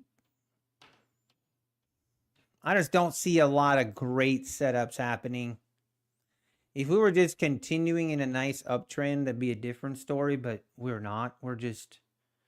We've completely rolled over from the highs we were all the way up at the 680s this morning. We are currently trading at the 535s. Oh, really, DL? Oh, man. Why the nickname? I don't know. I think someone said that, and I just thought it was hilarious. Because of the guy. Who was it? Pat McAfee? I think it was Pat McAfee that gave him that name. It kind of tickled me, you know?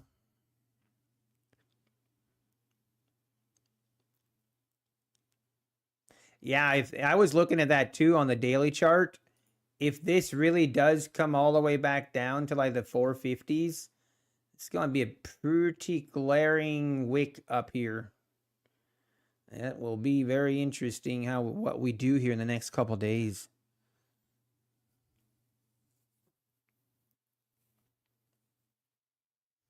He's just upset the DD parties are over. Oh.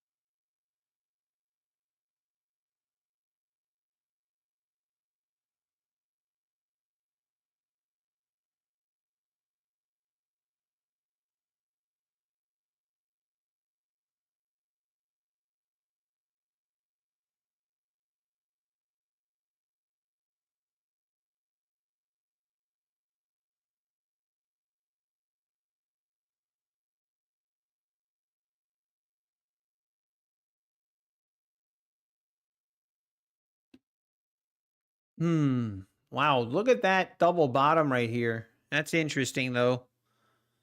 That is interesting. We made a nice double bottom right here, the 530s.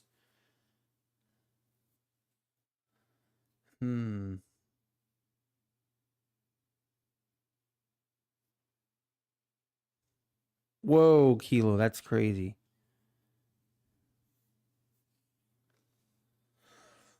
Okay. Market trying to put in the double bottom here.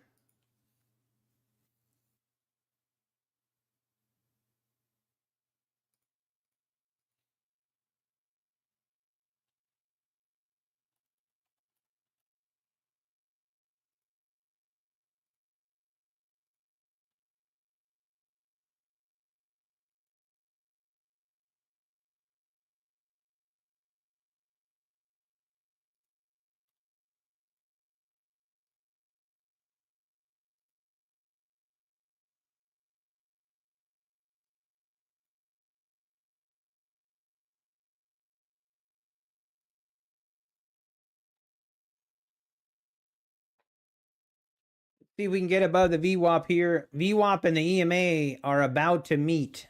And they're about to have a meeting.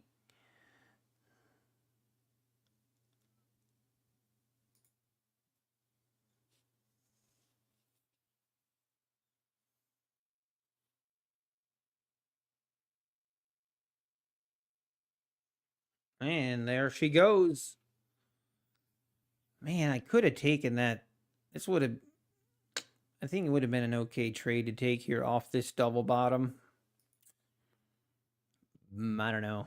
I don't know, though. Is Ober really tied to that miss? Oh, really?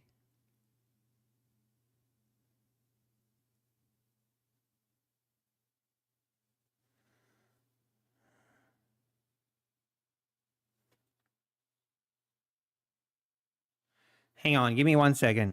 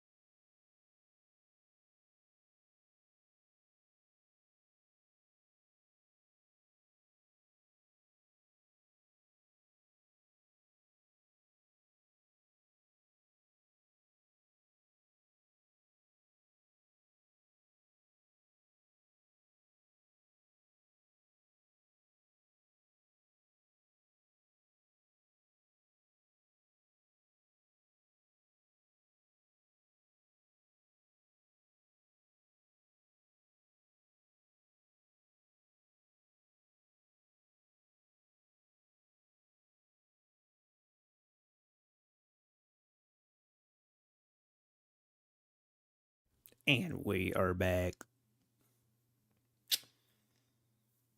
Do I want to keep trading this mess? Do I want to keep trading this? Man. I'm talking to myself.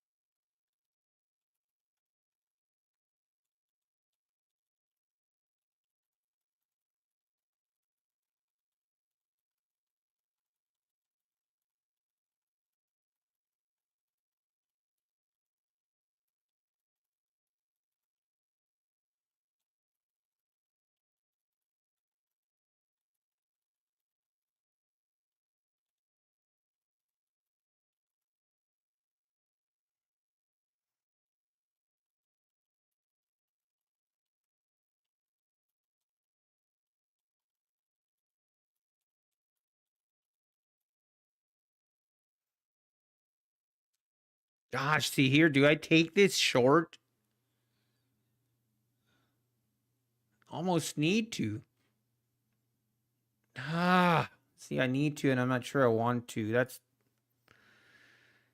I'm going to keep my stop pretty tight.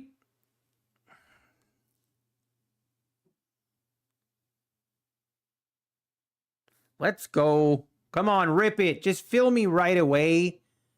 Just fill me right away. That would be so great. I might just take it off here, to be honest.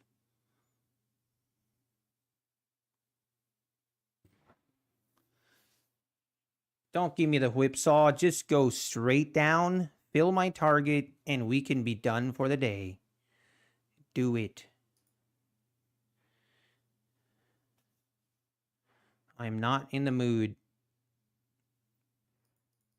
All right, we'll take that. We'll take it. That was more of a scalp than a trade, but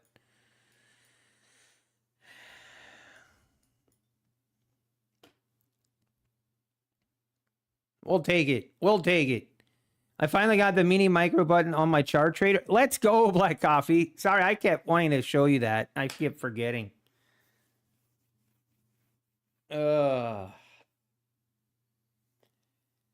Yeah, today, honestly, I feel very, in full disclosure, you know, guys, I've been trading with Top Step as well. I mean, I've been transparent about it. I've been trading with Top Step. I've been trading the XFAs, and I've actually been doing really, really well with them. But I did I originally had 5 XFAs, and now I have 2. But I did get quite a bit of payouts. I was gonna wait. Anyway, I don't even know if I wanted to share this now or not, but I guess I will. I wanted to wait. I wanted to wait and do a video on Top Step and everything once.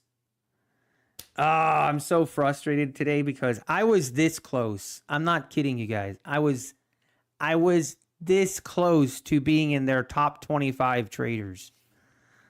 I was this close to make it to their top 25. And then today, one of the accounts I've had for a long time, I've had that account for, I think I've gotten 2 different payouts from it, I think. And yeah, I lost that account today, so I'm pretty sad. So that means the chance of me getting into the top 25, pretty slim. So that dream is kind of shot. But I was going to wait till I make the top 25. My plan was to wait until I know that I'll be in the top 25 the day before, and then I was going to drop a video on how I've been trading Top Step the last, basically I've been trading Top Step X now the last month. 1 month. I've been doing it for 1 month, and I mean, you guys can see my payouts. You guys can just go to Top Step Discord and see it. I'm surprised no one's seen it, but I mean, you can go see it, right? You can go see it if you want. But it's over. It's been quite lucrative. It's been pretty awesome, if I'm just honest. Nutty Bar almost here. I wanted so bad to get in the top 25 and not say anything and just have it be a surprise, but that dream is now shattered.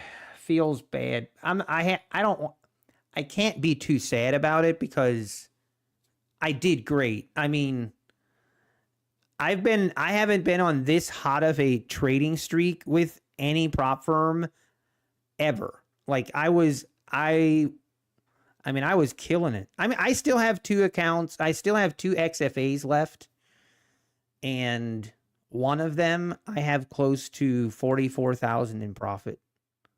Like, I kid you not. It's pretty insane.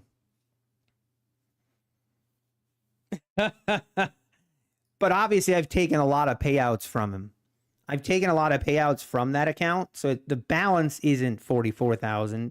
But if you just look at my dashboard, I mean, we can look at it, but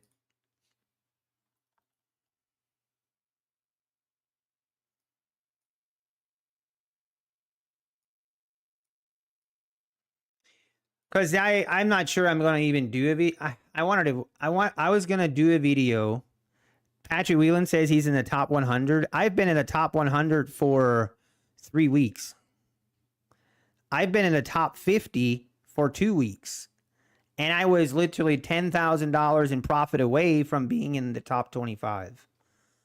But I wrecked it today. Today, that dream has been shattered.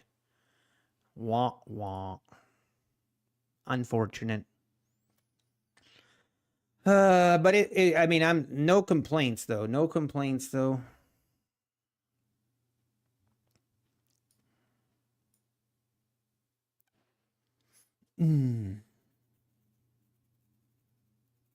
How much is profit? I should go look again, but probably about 75,000 of it is profit, something like that. I stay away from trading discords. You're a smart man, John. You are a smart man.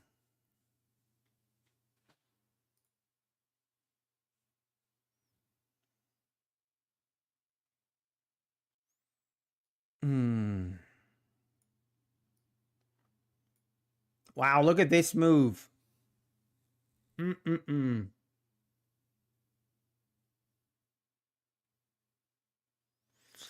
I don't know, John, but I'm pretty sure I have more than he does.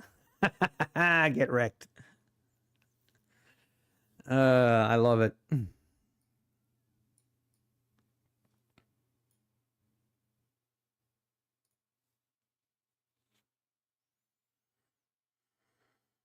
Man, this looks bullish now. This is now the second time that we have made higher lows. And now it looks like we want to break through the VWAP, break through the EMA.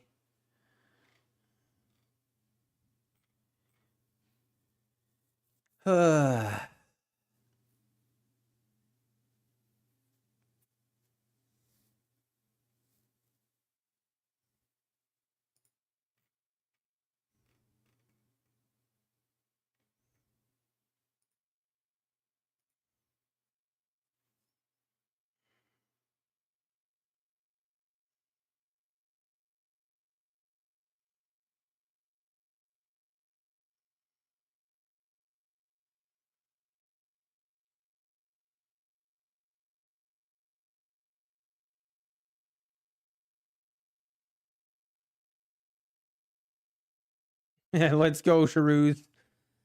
Man, it'd be tempting here, but we are above that VWAP and above that EMA now. Oh, man. I'm not going to chase this. I don't think I'm going to chase it.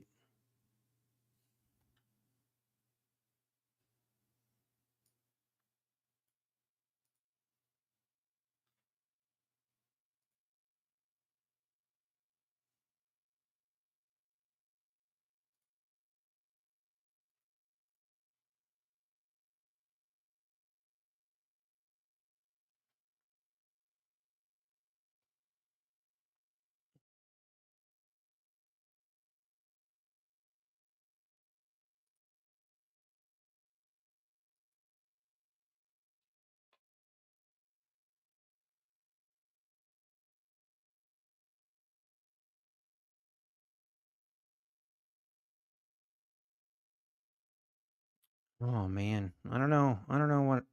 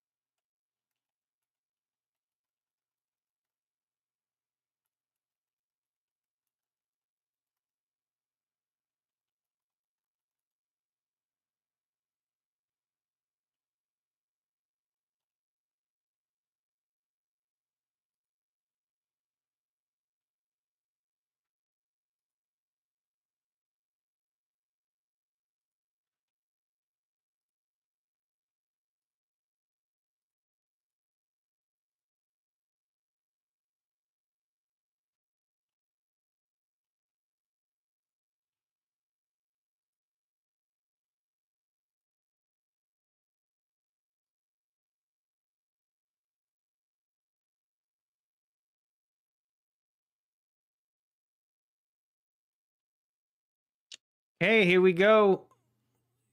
It looks like it wants to keep going. I mean, honestly though, I don't see this retesting these highs. I really don't.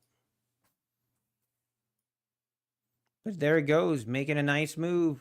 Very nice rip higher here. Wow.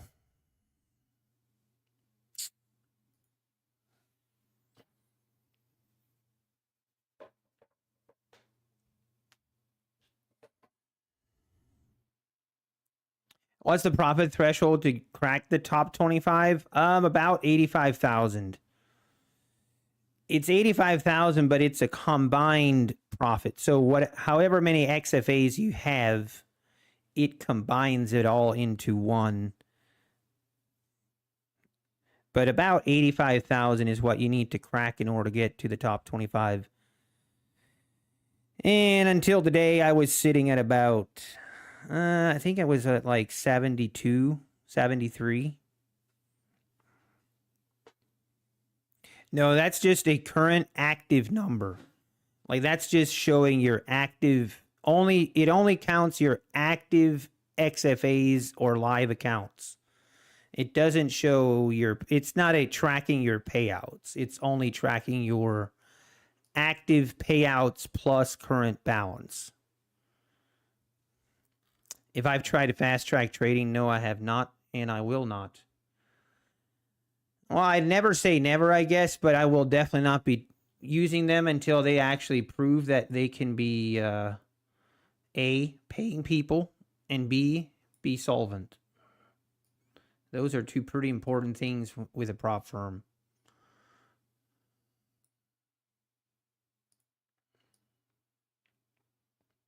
And C, have their owner not be an absolute idiot. Why I think I did so well on Top Step? I don't know. I mean, honestly, I feel like it was just an insane hot streak. Felt like I couldn't lose almost in a weird way. But also the lockout feature on Top Step X, I think, is also a big part of it. Like that definitely helps. Once you have a certain amount of profit, you just lock yourself out. Ain't no way to trade more. Like that definitely, I think, helped. Definitely helped, I think. If I've been trading my fund of futures, no, I've not. I've never tried them. I mean, the reason I tried Top Step is once I heard that you can remove the daily loss limit on Top Step X, that kind of is what actually got me to try them out. Because I hate daily loss limits. I actually hate it.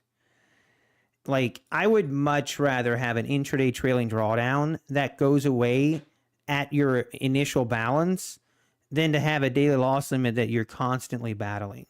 Like, if you get an account up to a certain, once you get an account up to 15,000 in profit and you still have to mess with a $3,000 daily loss limit, it's like, it's just, I hate that. Oh, no, wood chip. Oh, I hate that. Yeah, the Top Step payout policy, I mean, obviously, it's a lot less stressful than Apex currently is. I definitely agree. I mean, I've never really worried about Apex being paid out. Like, I know if I break rules or not.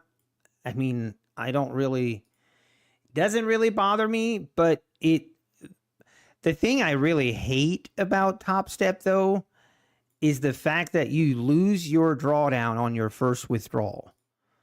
Like, that is that's pretty bad, in my opinion. Like, that's kind of sleazy. I don't know. Like, you pay for a $150K account with $4,500 of drawdown, right? And then you need to make $200 for 5 days, but they make it very much in the fine print, not advertised at all, that, hey, once you take out your first withdrawal, so if you make 5 days of $200 on that first, and then let's say you get your account balance to $1,500, you can technically withdraw 750, right? Because you can withdraw 50%.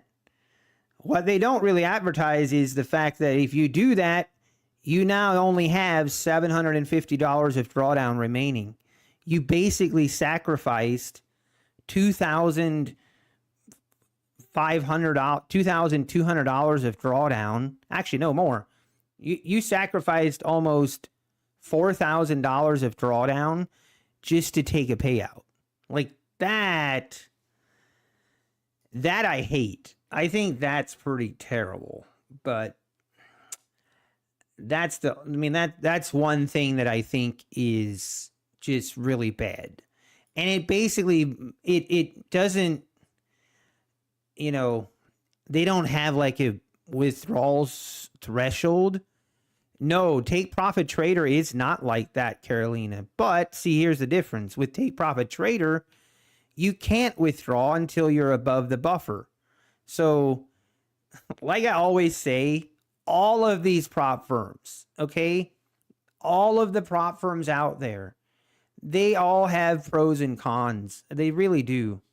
The key is to make sure you understand them. You know, that's the key. You have to make sure you understand the pros and cons. So it's like with Top Step, I understood that if I make a withdrawal, I lose my drawdown, which sucks. To me, I paid for a $150K account with $4,500 of drawdown, and me taking a payout should not affect that, in my opinion. Like, that should not affect, that shouldn't make it that all of a sudden my drawdown disappears as soon as I take my first payout. Because, I mean, I don't know, that to me just, that's bad. I mean, I don't care how you like cut it or not. That's a part that I just don't like. I don't think it basically forces people almost to have double the profit in order to make a payout. If you want to keep your drawdown, you know, it's actually, you know, but it's the pros and cons to it. You know, it is what it is. Yeah, John. Here's what's funny, guys. I mean, maybe not. I should. But yeah, Top Step definitely noticed that I was trading Top Step. They wanted me to come on Top Step TV, and they wanted they be sending emails. Can you use NinjaTrader with Top Step? Yes, you can. But see, here's the problem. The other issue I have with Top Step, if you know, since we're on this train, we might as well keep going. I was gonna do a video of what I like and what I don't like about Top Step, but maybe I might still do it. Actually, I might still do it because I do think it would bring value.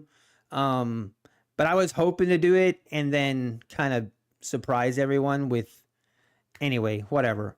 But from the other thing I don't like is the fact that they don't have the same rules between accounts. So if you go with Top Step X, you have a different set of rules to play by than if you use Tradeovate or Rhythmic or NinjaTrader or any other platform that isn't Top Step X. You get punished for it. And I mean, me personally, you know, if they really truly are about finding good traders, then they should have the same rules across the board. But obviously, their motivation is they want and they are trying their very best to guide everyone to use the Top Step X platform. And why, I guess, is my question. Like, obviously, there's some benefit for them. And it just makes me cautious, and it makes me a little worried when prop firms have their own platform, especially if there's not clarity on who and where the data feed is coming from. So, I mean, if someone has their own platform and the data feed is clearly coming from the CME, then I'm not opposed to. Then I think that's fine. But once you start having your own platform and you have your own data feed that isn't technically regulated, then that's a problem. I mean, that's literally going down the same road as the Forex, that the Forex people went down. Literally the same road. And we all know where that ended up. That wasn't a good thing. So I don't like that. Makes me cautious of why. I don't know. And then it's kind of unclear on exactly where that is from. But the platform in and of itself, like, I think isn't terrible. I love the lockout feature. I mean, the lockout feature is really awesome. And I think it definitely benefits and helps and could help a lot of traders. But how about Fast Track? Geez, why do I keep getting asked about Fast Track? I don't trade with Fast Track, and at least for now, here's what will have to happen before I would consider trading with Fast Track. A, they would have to pay their traders, pay the backlog, actually prove that they have the ability to do it. Because as of 2 weeks ago, they literally, actually a week ago, as of a week ago, they literally admitted that if they had a button they could push to get everyone paid that should be paid, they don't have enough money to do it. Okay? Like, that's not me making speculation. That's actual proof, and that's actually them saying it. They don't have the funds to pay the traders, so they're dragging it out, creating a slow process on purpose. And until they get caught up with that, actually prove that they have the funds to pay, and then B, their owner, the way the owner talks and the way that he continues to threaten anytime anyone ever brings something up that they don't like, that he doesn't like, he threatens to dox them. Now, here is a guy that has thousands and thousands of people's information.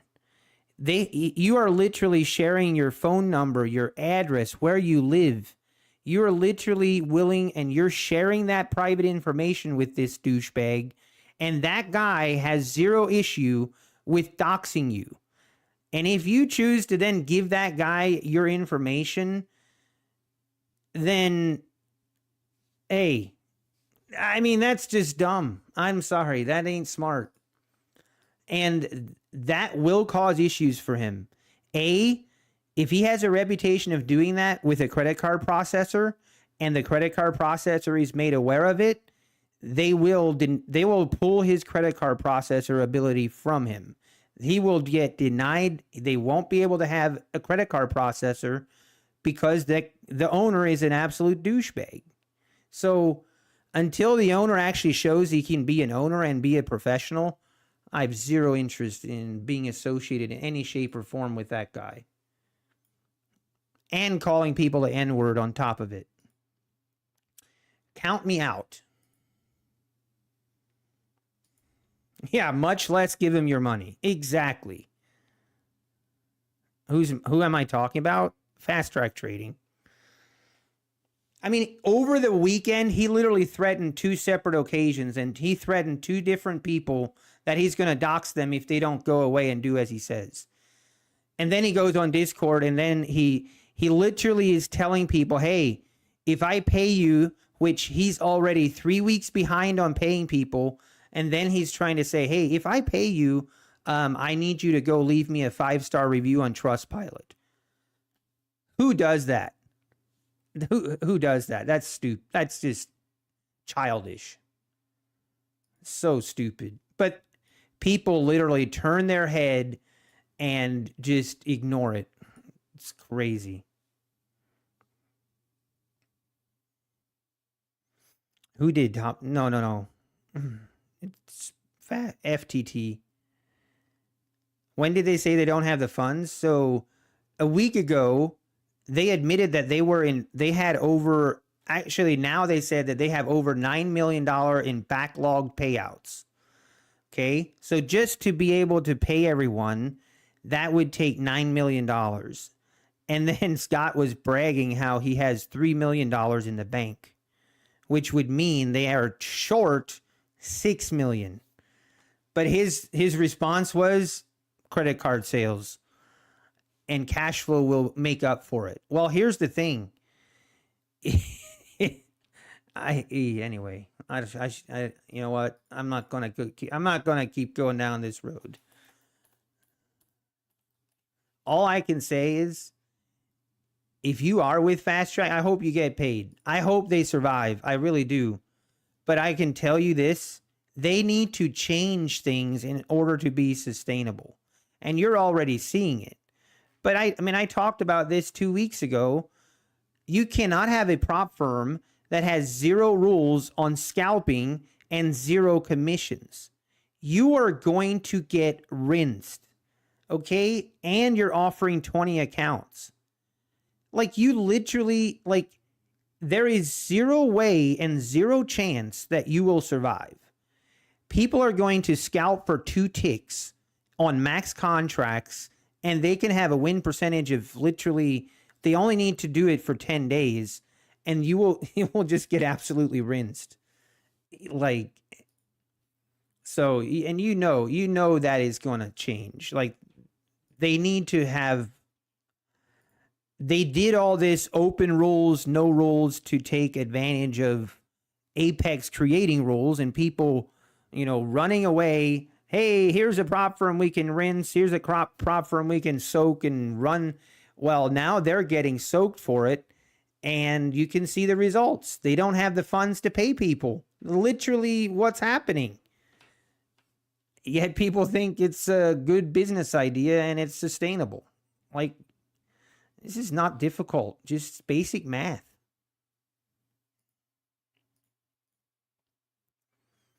But that's where we as traders in the prop firm industry have just gotten absolutely spoiled and entitled. And I think things are going to change. In the prop firm industry, and I include myself in it because I've done the same, but we do need to change our mindset a little bit in the sense of we want no rules and we just want to be able to basically, it's not even about trading well. It's about gaming the system. And that is going to change. Like, if regulation comes in, like, it's that mentality has to change, and it will change. It'll be forced. And there's going to be a lot of traders that aren't really traders, but they just know how to make money with a prop firm. They know how to play the payout system, but they're not profitable. And those people are going to be, it's going to be a difficult field to navigate. And I mean, we need to actually learn how to trade.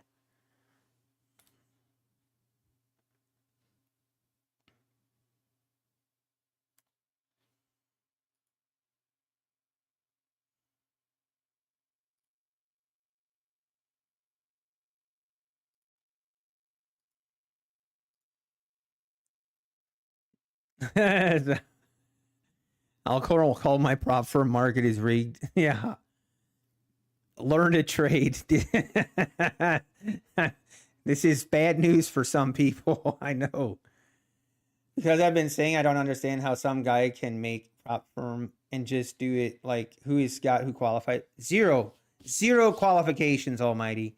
And this is when I knew that this guy was full of absolute garbage, was the day that he did an interview with I forget who he did an interview with, but he did an interview with him and he was going off about how he invested $800,000 into his platform to make it the best platform for all traders. And he was going on and on about how he invested this $800,000 to get the best platform that the trader can have. And that is such a blatant lie. It's hilarious. Me and you, literally, I can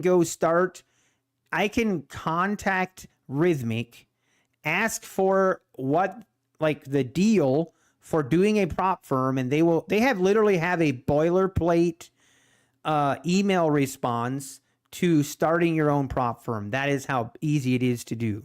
It takes exactly, I don't even think it takes $1 to get it set up. You literally just need a website that anyone can create for a minimum amount of money.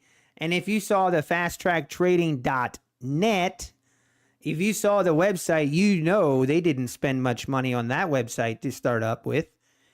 They literally started from nothing, and they just BS their way into it. It's literally what happened. Because people fall for anything. People believe anything, man. It's crazy. Anyway, here we still are. We need John to call more people scumbags. Oh, dear. 4-hour video incoming. Just kidding. Oh, man.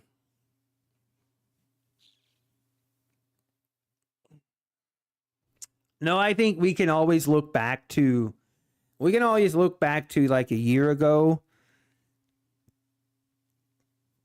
We'll always look back to like a year ago, and we'll always remember and be like, wow. Remember the good old days with prop firms when there was just, I mean, you could just rinse a prop firm, and it's crazy. It's crazy what was allowed. It's crazy what was allowed, and it was crazy how little it was monitored.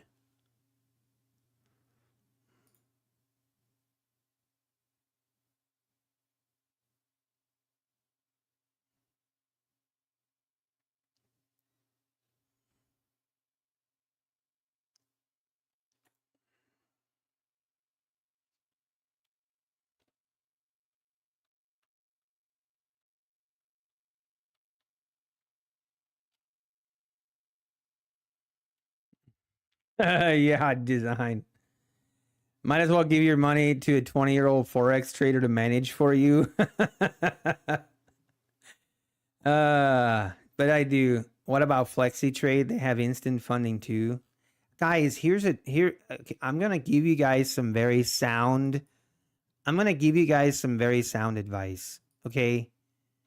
Don't run for the new prop firms. Don't do it. Like, it ain't worth it. I mean, do you know how many times I get reached out to, hey, can you promote us? Can you promote this prop firm? Like the profit trade? Like, I'm astounded.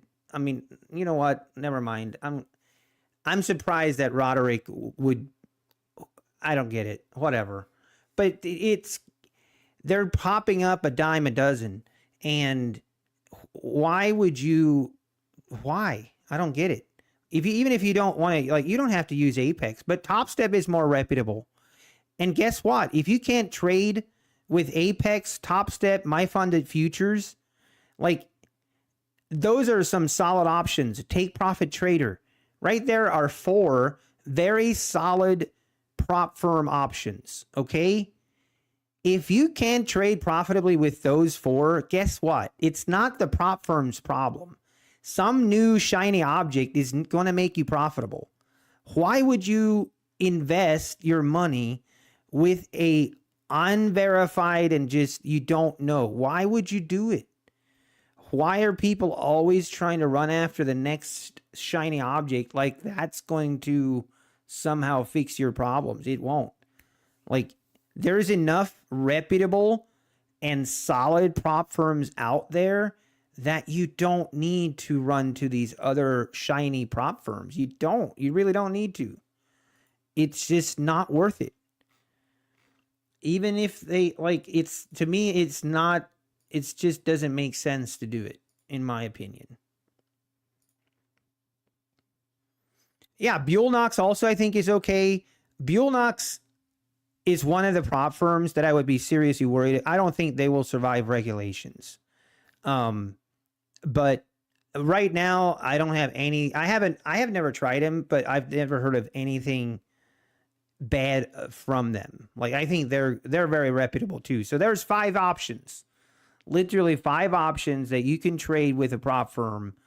There is zero reason to be giving your money to these startup fly-by-night prop firms. Just I don't understand why would you do it, but hey, I mean, again, it's your money. You can do it as you please. I'm just giving my opinion, I guess. You can obviously do as you please. To each their own. Top Step could do 10 accounts.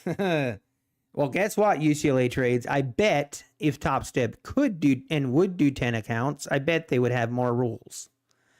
I actually guarantee you they would have more rules. And that's the thing. Like the pros and cons, like I think with prop firms that allow 20 accounts, they're going to be more rules and they're going to be more strict because they need to weed out the bad actors. If you have 5 accounts, a bad actor isn't going to hurt you as much. So they can be more open. Yeah, you profit, I think, is also a good option. Or I wouldn't have anything bad to say. There's probably more than 5, but I mean, you guys get my point. And down we go. All right. I don't see why the need to continue trading here.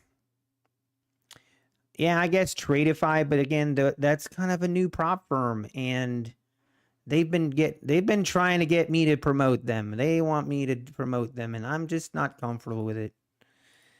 Not comfortable with it for multiple reasons. Not saying they're not legit, but it's just not worth it to me. But yeah, my funded futures I think is awesome. I think, like I say, what did I say? Top Step, Apex, my funded futures, Take Profit Trader, Buell Knox. Are those the 5? Like those are probably my top 5. I haven't traded with all of them, but from what I've heard, I would probably say that those are my top 5. Man, this is tempting me to go long.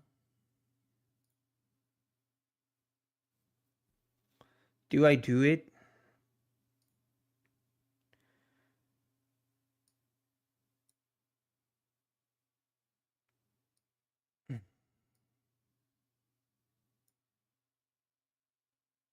I'm going to be super upset if this doesn't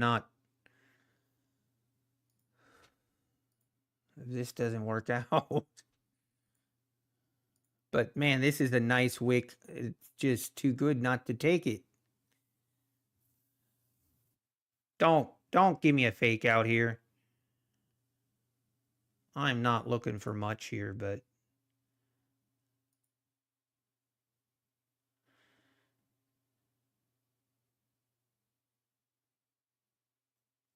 pretty tight stop.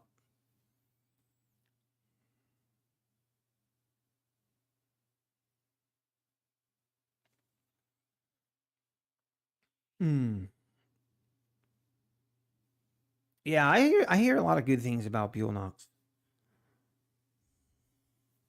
Come on, just need a quick pump higher. Don't make me beg. Don't make me beg.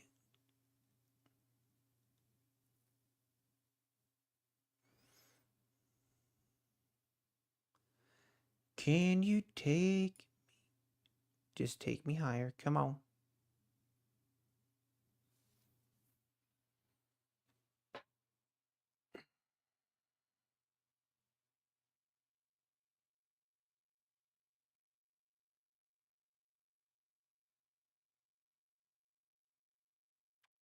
We got a breakthrough here. I'm just going to close this.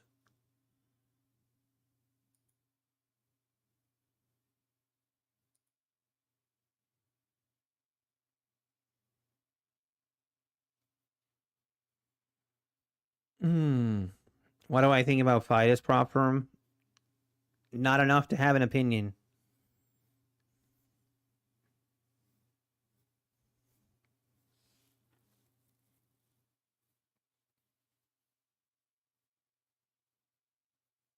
Mr. Push Up. Who is that? Oh, if I've tried the Krabby Patty at Wendy's? No, I have not. No, I haven't. I want to though.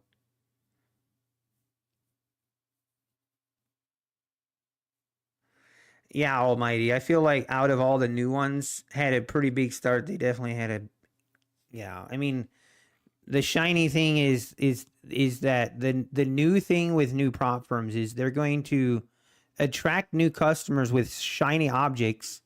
Once they have the customers, then they're going to make their changes. Hey, Ponzi, how we doing? Which copier do I prefer? I mean, I use the Replicanto one. It is proven to be the best.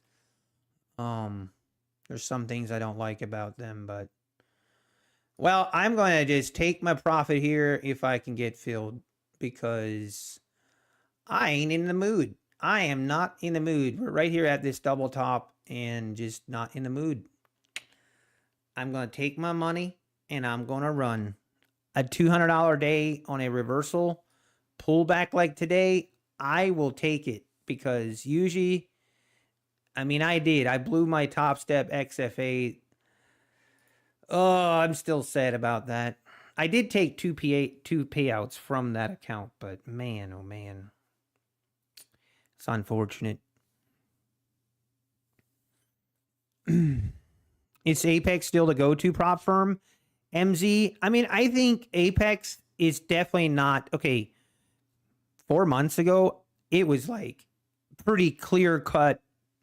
Apex is the number one, no doubt about it. Right now, no, I wouldn't say Apex is the number one, honestly.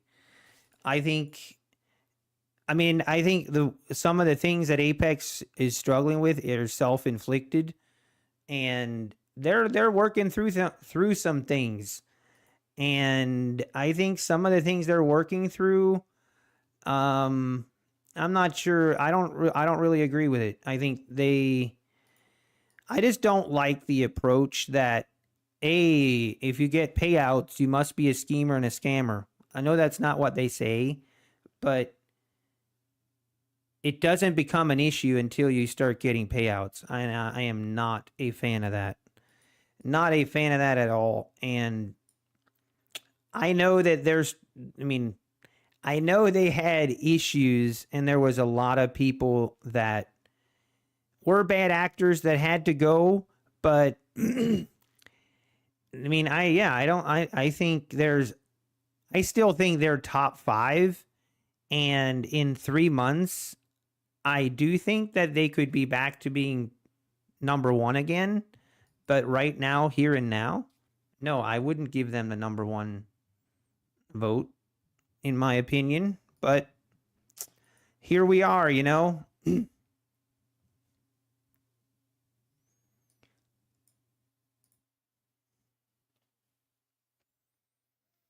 But yeah,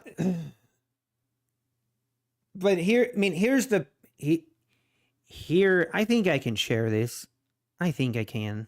I'm going to. I guess if I'm not allowed, they can smack me, but the goal for Apex, I like what their goal is. Are they going to be able to do it is another thing, and I guess we'll have to see. Not with 50% off. Yeah, exactly. Obviously not. But even with 80% or 90% off, I'm just talking as a whole. But the goal for Apex going forward, like long term, I don't know how long this is going to take, but is like, I know that they're working hard on making a system that is proactive, where basically if you break a rule, you'll get notification of that rule like that day and what rule you broke so that you know not to do it again. So it's going to be like a proactive way of flagging so that when you do go to request a payout, it'll be a very fast, smooth process. And then I know that the goal is also to not have any payout windows. So, as long as you have 10 trading days, you will get, basically the approval process is going to be extremely fast. From approval to getting your payout will be really fast, but they have to, they're not there yet. And right now they're going through some struggles. They're trying to make these changes so that they can do that. And I mean, it's painful. It's painful. Who would be my number one at this point? Maximus. I mean, I think I'd probably have to say Top Step right now. I think I would probably have to say Top Step, but there's a couple things I really don't like about them. Number one being that you lose your drawdown if you take a withdrawal. That is probably my biggest beef with them. And then the kind of different rules for different platforms is probably my other thing I don't like, but be careful, John will dox me. Well, I don't think I have to worry about that, but let's just say this. I've definitely said some things that John is not a big fan of. But it's okay. I'm going to speak my mind, man. And it is what it is. When will I come to Top Step TV? Oh, they wanted to put me on last week, and I said no. I'll be like, who was the guy? Do you guys remember? Who was the guy that went on Top Step TV, but then when they showed him trading, he was trading his Apex accounts? Who was that guy? Oh, that was funny. Do you guys remember that? That was like last, I don't know, that was probably longer than I think, but it was Trader Mike. And it was so funny because the Top Step guys were just like, wait a minute, what's going on here? They didn't know what to do. Oh man, that was too funny. But anyway.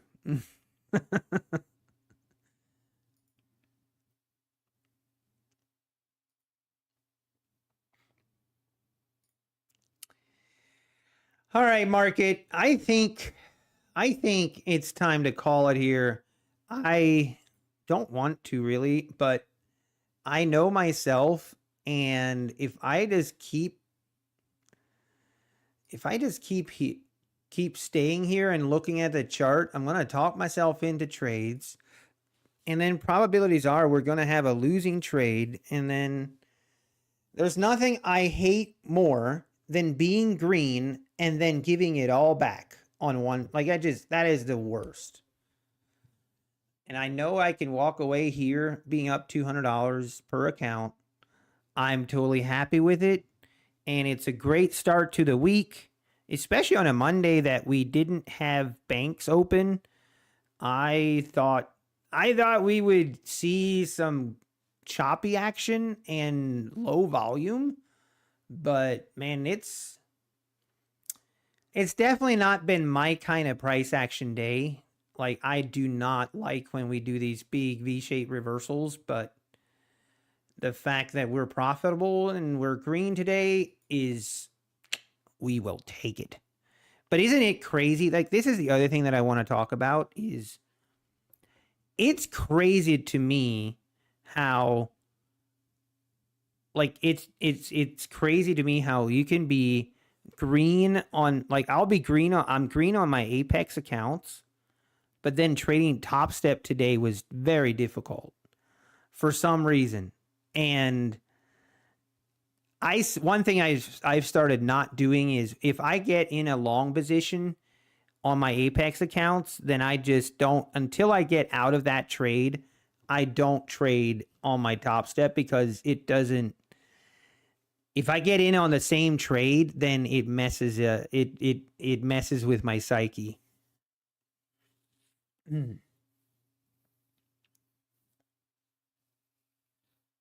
$200 times 9 every day. I would take this every day of the week and twice on Sunday. I would take this. But I shouldn't say we because I know this is a solo sport. Do I trade Top Step pre-market? Yes, I do, Jenna. So the other thing that on my Top Step, most of my profits came trading the overnight session. I trade the overnight session on my Top Step accounts a lot. And it kind of proves what I've been saying in the past. Like, I've been saying it for a while. I feel like the overnight session, I am better suited. My way of trading works better. And maybe I need to start going live at 8 o'clock in the, because basically I start my overnight trading. I start around 8:30 in the evening. So around 8:30 in the evening, and I will sometimes trade all the way into like, it depends, but 1 o'clock ish. But then I will also trade like from 4 o'clock till, I don't, it just depends. And like I'll actually set an alarm. I'll go to bed and I'll sleep, but then I'll have an alarm to at certain times I have an alarm set so that I get up and I check my position and I adjust it, or accordingly. But I mean, I've been thinking about it for real.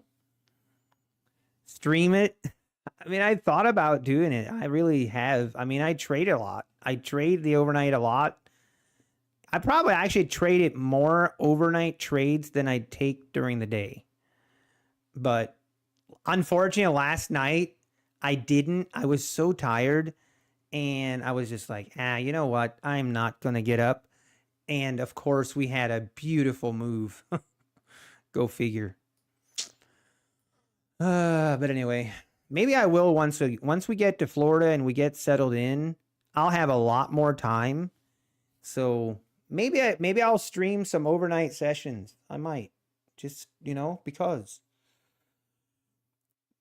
most of you guys will probably be asleep, but I'm sure there's a couple of you guys that would hang out. Maybe I'll start streaming my overnight sessions and I'll trade my Top Step accounts in the overnight sessions and just continue to see how we do. And then I'll trade my Apex during the day. All right, we are just slowly grinding higher all the way back up to the 15-minute opening range high. Very interesting here.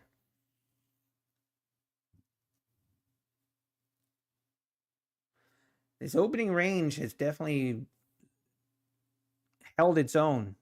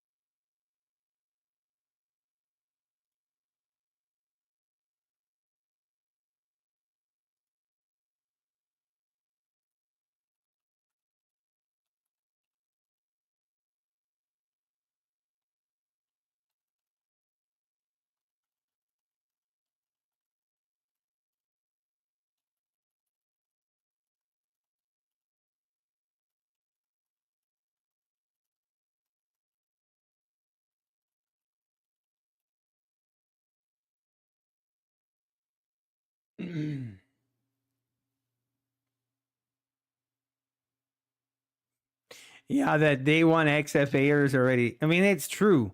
Like the way that Top Step does it is it literally forces you almost to trade very aggressively when you have new XFAs.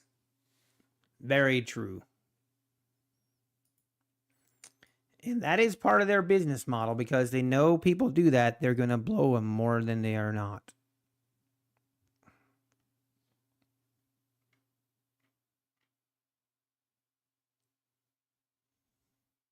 Yeah, Camber trades. How we doing, Camber? Good to see you.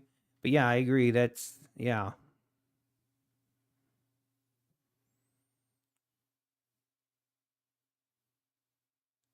Yeah, John. I love Zero Day J. He's awesome. If you're new here, if you're new here and you've never watched Zero Day J, look him up, give him a follow, and he he he. I will warn you, he does use bad language. Okay, so if that's a huge deal for you, that it might not work for you. But I can assure you, the guy is hilarious. Guy cracks me up.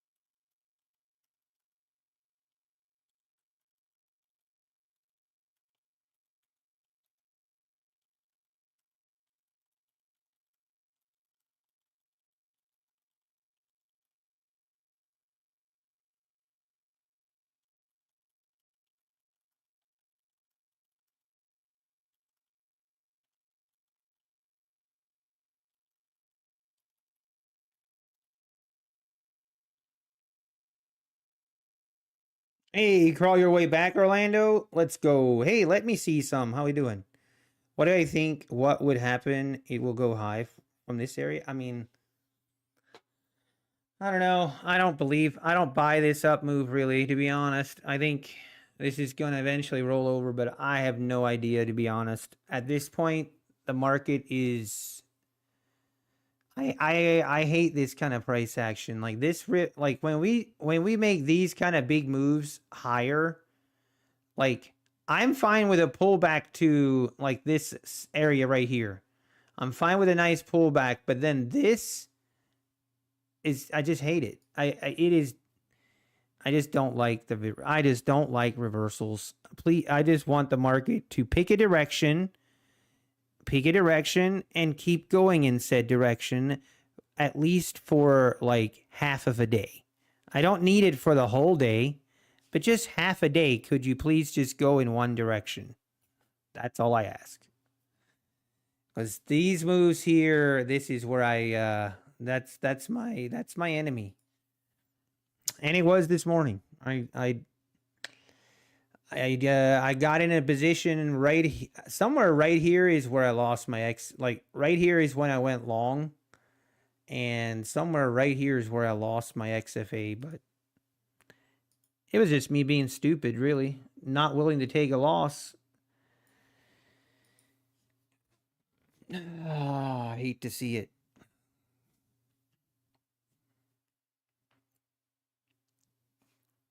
When I'm going to do a strategy video, Ashraf, I honestly don't think I'm going to ever do a strategy video because I don't like it. I don't like people doing. I don't like when I watch people do a strategy video, and I don't like the thought of me doing a strategy video because it just doesn't sound right to me. I don't know. It's not and some people think, "Oh, you don't want to give away your strategy." No, that's not it at all. I will show, if you want to know my strategy, just watch me trade, whatever. But I know that my strategy might win 60% of the time. Doesn't I just know that every single person trades differently, and there is no one that trades the same. So it just doesn't make sense for me to try to do a strategy video. Like, what's the point? Because a lot of people will look at it and be like, yeah, that makes no sense. That makes no sense to me. Or someone else will look at it and be like, oh, let me try it. And then it doesn't work for them. And then what? I hate it. There's this not. And then you know what the flip side is? Someone even comes in and they get something from it, and then they're like, "Hey, you made me profitable." I don't like that either, because I didn't make you profitable. You did. The people that press buttons, that's what matters. That's what's hard.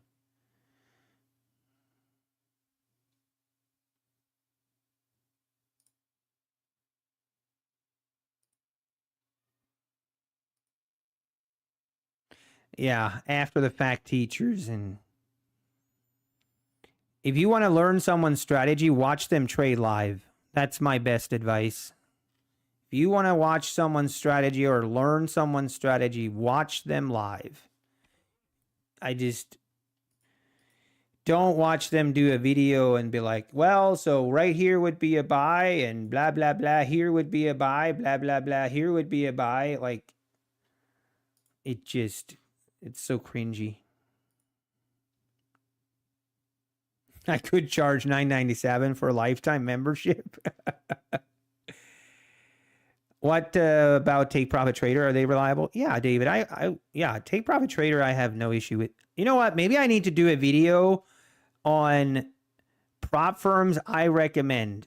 Maybe I need to. But then because it's probably not as. Anyway. But then I'm like, it doesn't matter what I think. Like, obviously, I think it does. Maybe it does matter, but I think it's important that every person does their own research and don't listen to what I say. Like, I mean, I kind of hesitate saying that because obviously I have an opinion and I'm going to give my opinion. But just because I give my opinion on prop firms and stuff doesn't make it true, or it doesn't make it, maybe it doesn't align with your thoughts. Maybe like you have full right to disagree with what I look at as reputable. It's your money.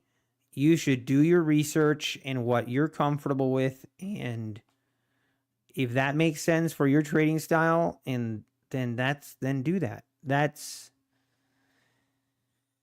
I think it's, we all got to do our own research and don't trust people on the internet. I'm a firm believer in that. You got to take everything with a grain of salt that you hear people talk about in either direction. If you want a sound analysis on something, the best way to do it is to look at both sides. Look at someone that, like, for example, Apex. If you want to know about Apex and like if it's a good fit for you, don't just listen to people that use Apex and defend Apex. I mean, I would probably be one of those people. Listen to people that hate Apex. Look at both sides and then make your own evaluation. Look at both options, look at both sides, and then decide from there.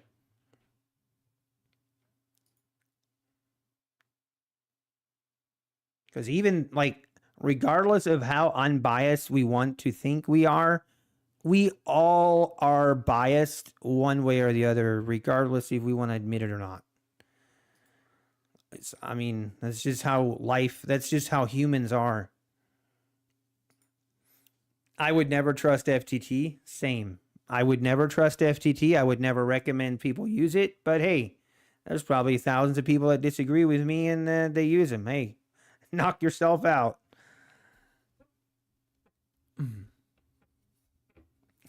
Folks that hate Apex recommend FTT.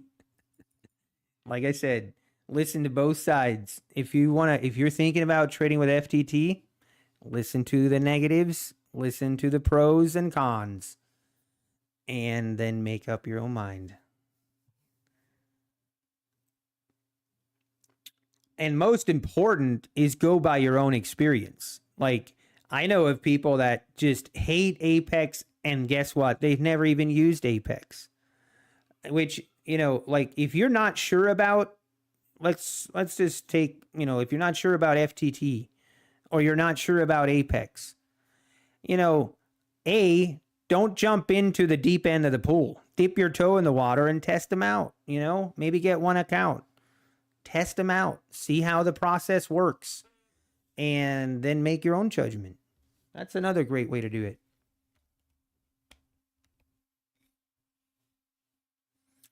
Oh man, but this price action is the snail pace.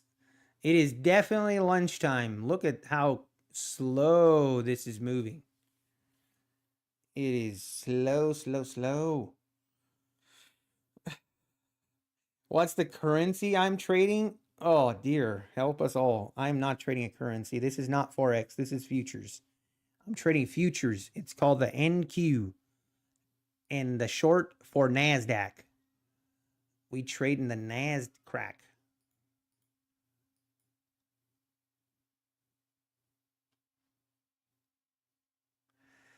By the way, did you guys see? I might get in trouble for bringing this up, but saw it. Did you guys see that Patrick Whelan accidentally showed how many funded accounts he's already gone through? Yikes.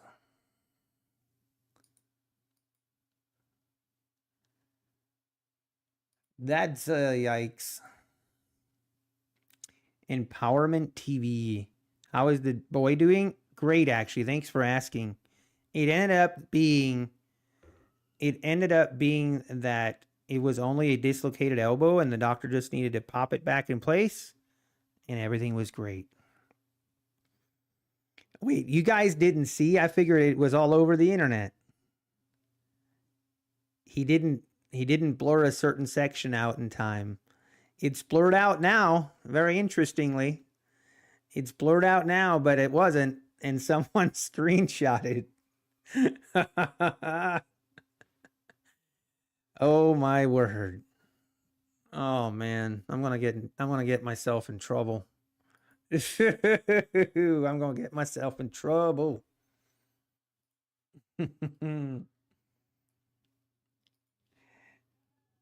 I am shocked that you guys didn't see it. I thought you guys were on top of everything. So does no one know? I'm gonna see who can guess it. Did he ever pay me? No. I can almost understand why he isn't paying me the $800 now. Eddie with the number. Did you know or did you just guess?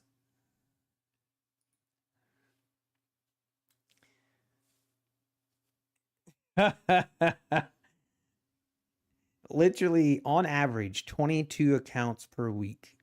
That's PA accounts. But hey, who's counting? Who's counting?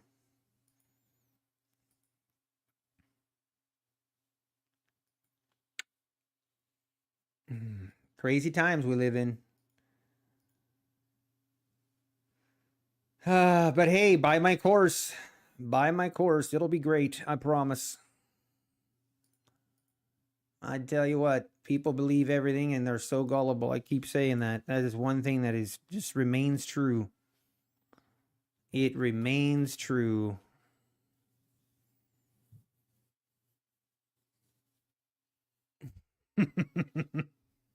I knew this is gonna happen. Now I shouldn't. It's gonna turn into it. He's gonna hate me even more. I guess it can't be worse than it already is, right? Supposedly.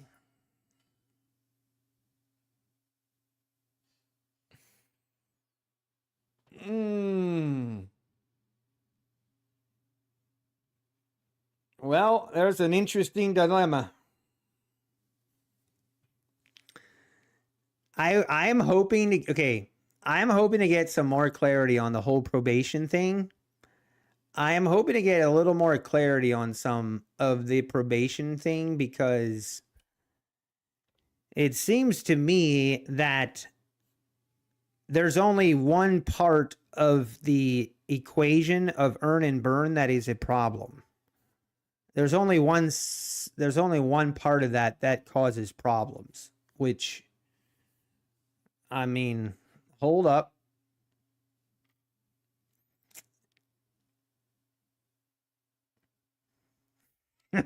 John. Yeah, it's just supposedly, but okay, so I guess the problem is not so much that if you burn through accounts, okay?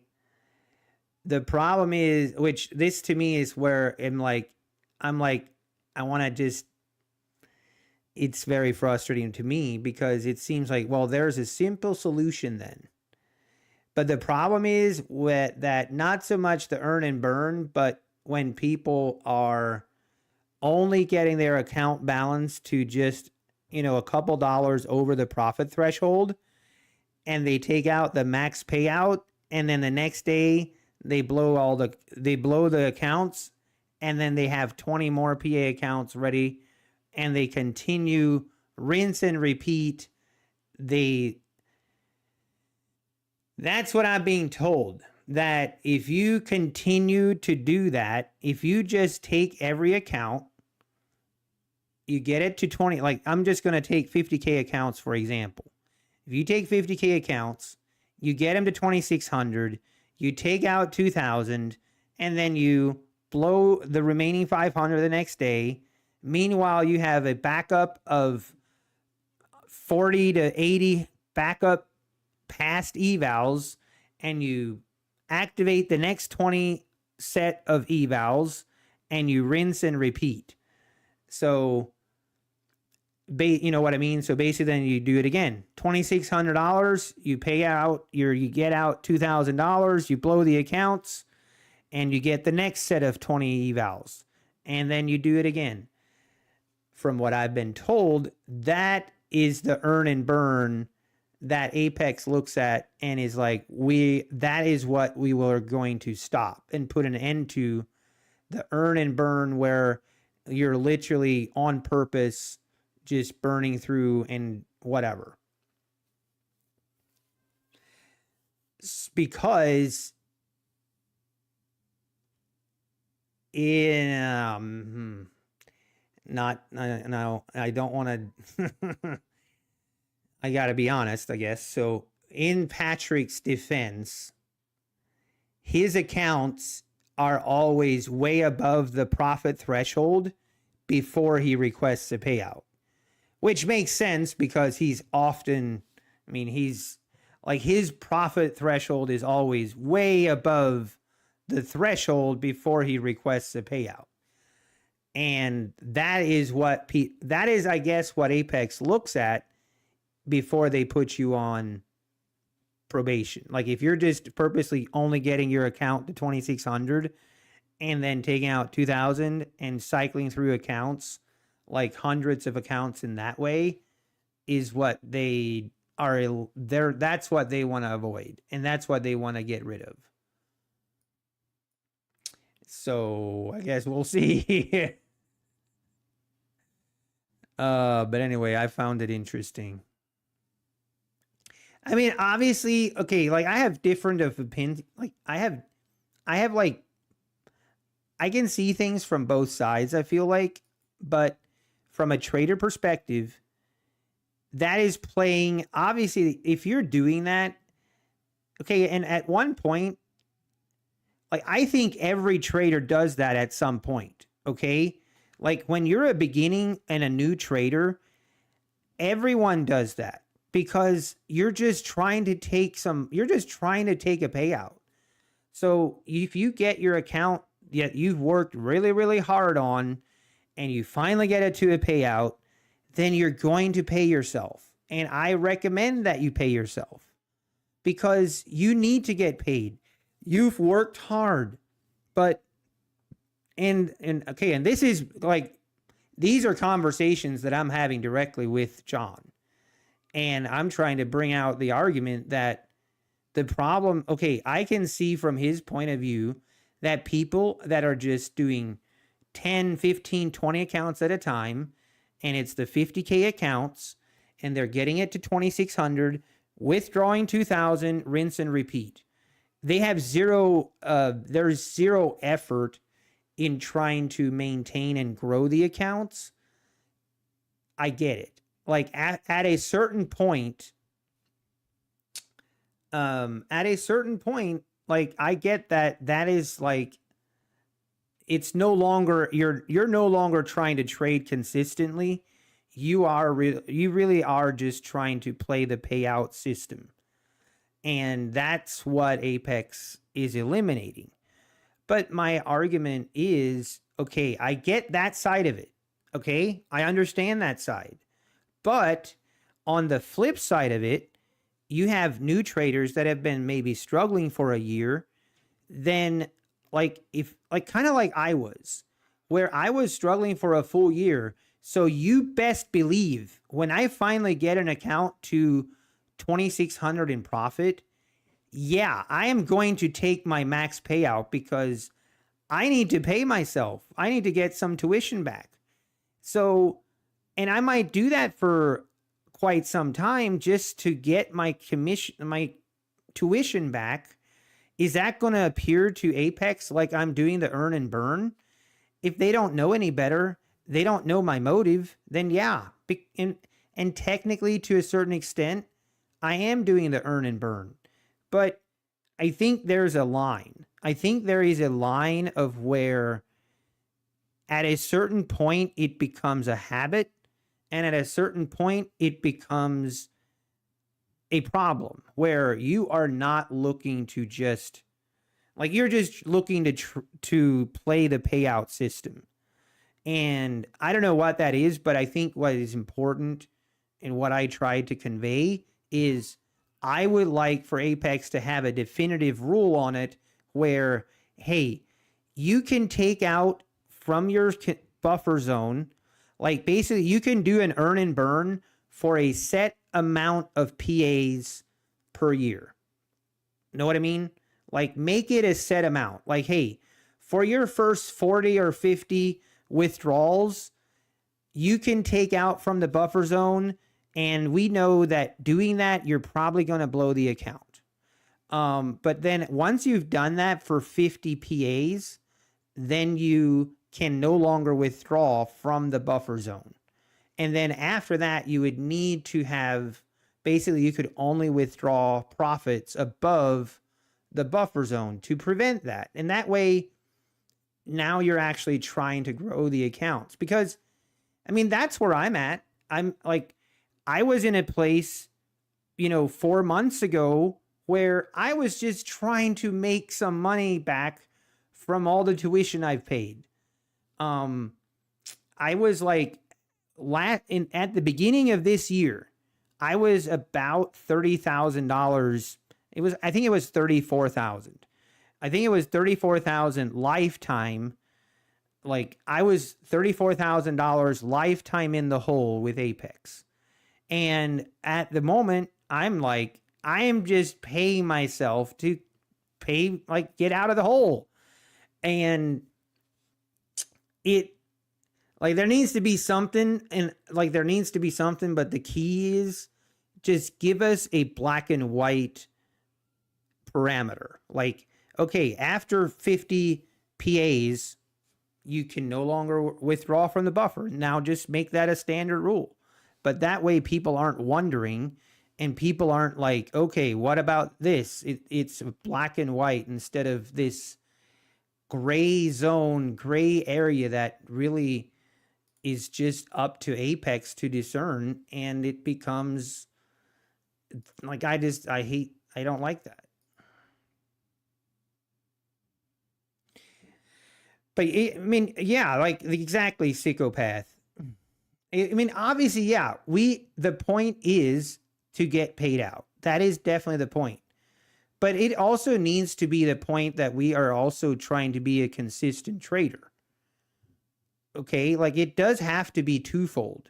Like if your only motive is to get payouts and you just play the payout system, you're not learning how to be a better trader. You're just learning how to make $2,600 the fastest way possible and then restart again.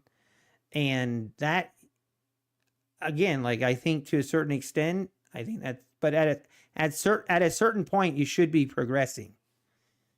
You should be progressing to where you're building a buffer, and you're actually building a buffer, and you are holding on to your accounts for a longer time.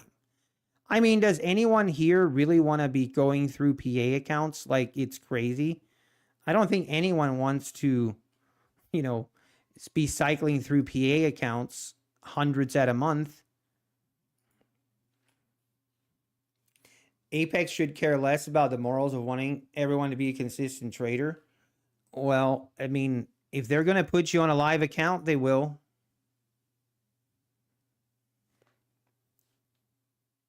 Because that's where you're wrong, because of regulations. Like once regulations come in, like that mindset is just not going to hold any water. It's just, that's going to change. I mean, there's just, that will change that kind of mentality where they will have to care. Whether they care or not now, they will have to. You don't want a live account. I get it. I get it. That mentality is out there, and who's being regulated? I mean, right now, Apex is literally dealing with the CME. The CME is the one that is going to be regulating. The CME is literally right now working with Apex on regulations, literally happening right now. They sent over a 30-page document to the CME like a week ago. And that stuff is all stuff that needs to be, like, it's going to happen. Do you want it or not? It's going to happen. Man, I could take this. Oh, man.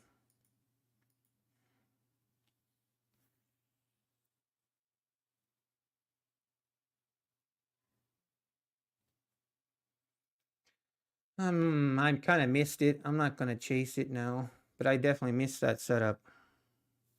Worry about that when it happens. I mean, so if the CME shows up to your door and you have a prop firm, and the CME shows up and is like, hey, we're going to bring regulations in, and we have questions, and we need to see, like, and then what? Your response is, we'll worry about, you can't just tell the CME to go fly a kite.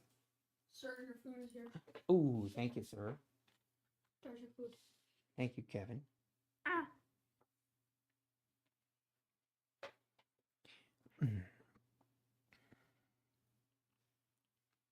No, it is actually the CME. It is actually the CME.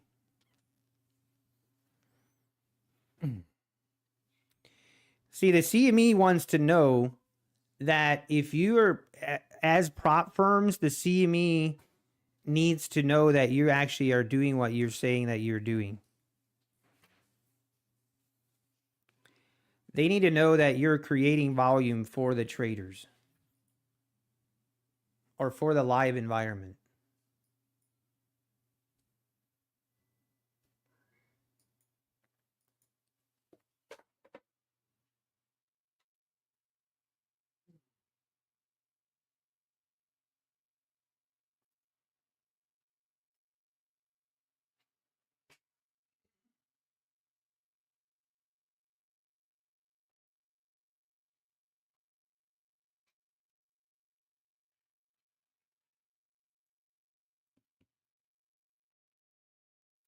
Man, that would have been a nice trade.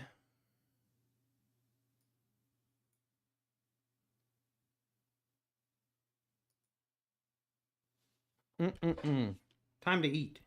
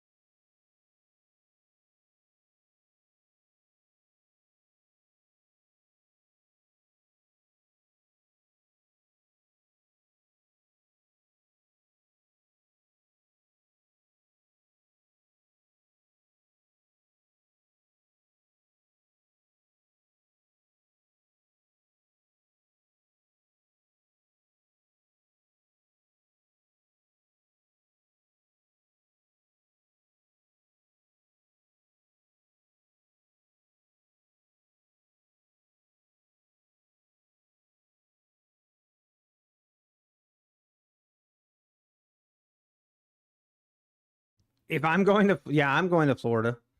I don't know why you guys are saying it's not the CME. I mean, literally, Daryl and John, they literally said that is the CME. Okay, that's all I'm saying. They want to know, like, the CME wants to know that the prop firm space, or here's what I've been told: the CME has noticed in the last year that overall volume for them for live traders is actually down, and they're concerned about the prop firm industry taking away a lot of that volume, and they need to see and know that if you are a prop firm and they're providing you with data, then they need to know that you have a clear path and a clear plan for A, creating good traders, and B, taking those traders that, are profitable, and you're actually putting them onto the live environment where they would obviously benefit then.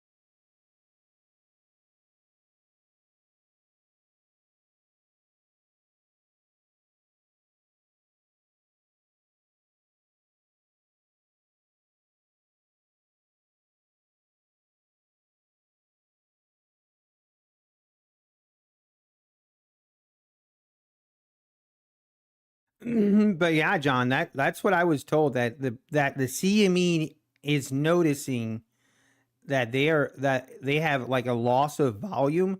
And not only that, but they also see that simulated data feeds, or like they can see also how many prop firms and the volume that is out there for that in comparison to what they're providing. Like they see that the prop firm industry is getting to be to a point where they're going to be bigger than their CME. That's going to, like, yeah, that's definitely going to cause issues.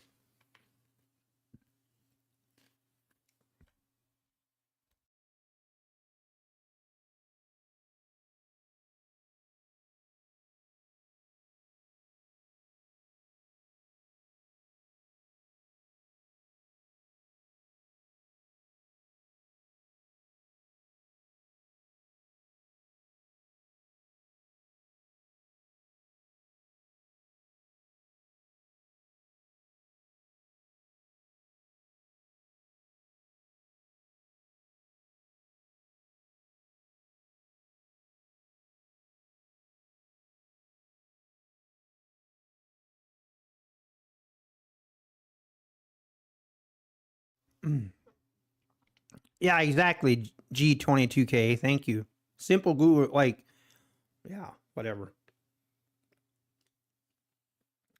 Well, market volatility seems to be picking up.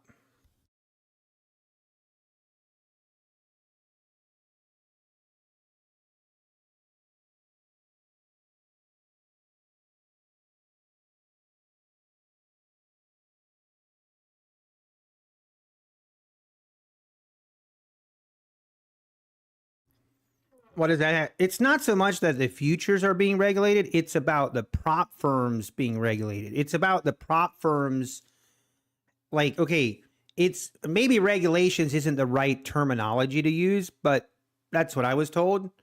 But basically, if you want to be a prop firm, you're going to have to follow X, Y, and Z rules that the CME defines, or you're not going to get any data feeds. Okay? So, yeah, they do have power.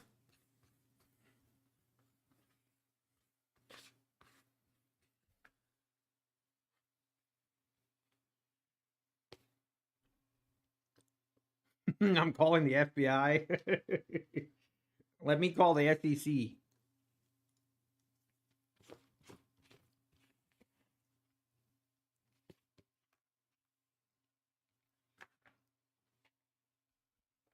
I have the I have the SEC on speed dial.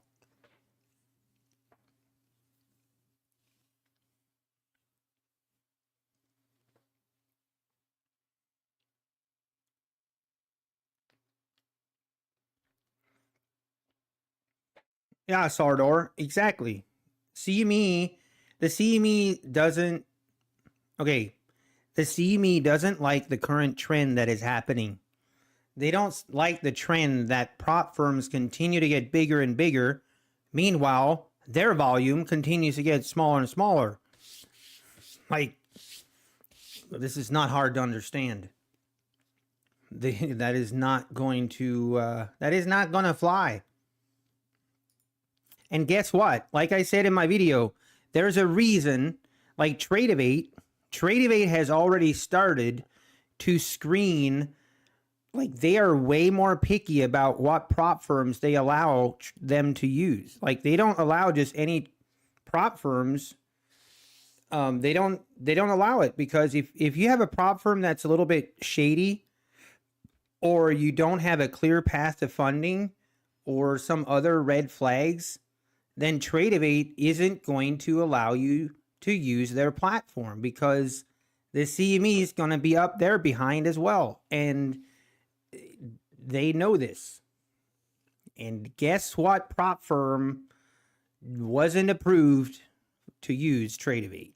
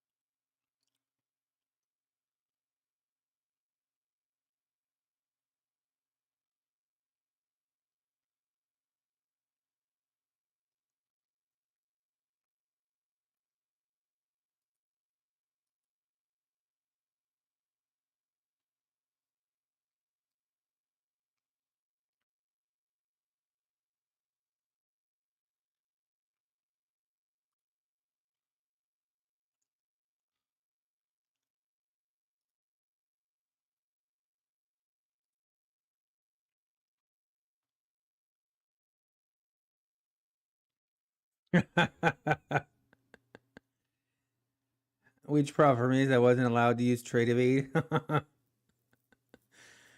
uh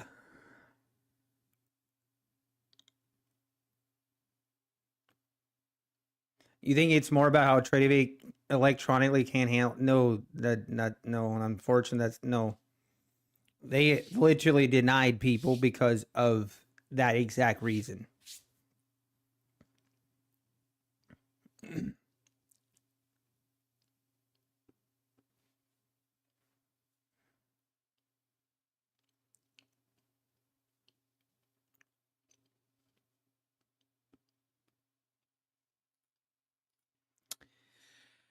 Okay, market. I might just call it a day here. I do not want to take another trade. I'll take my I'll take my 200 a day and run. But we need to be. I just need to. I need a good profitable week. And if we ever get a day if we ever get a day again where we just have a nice trending day, I prefer that it's bullish. If we do, I want to make sure that I take full advantage of it. Straight to funding company with the wonderful CEO. Exactly, Isle boy.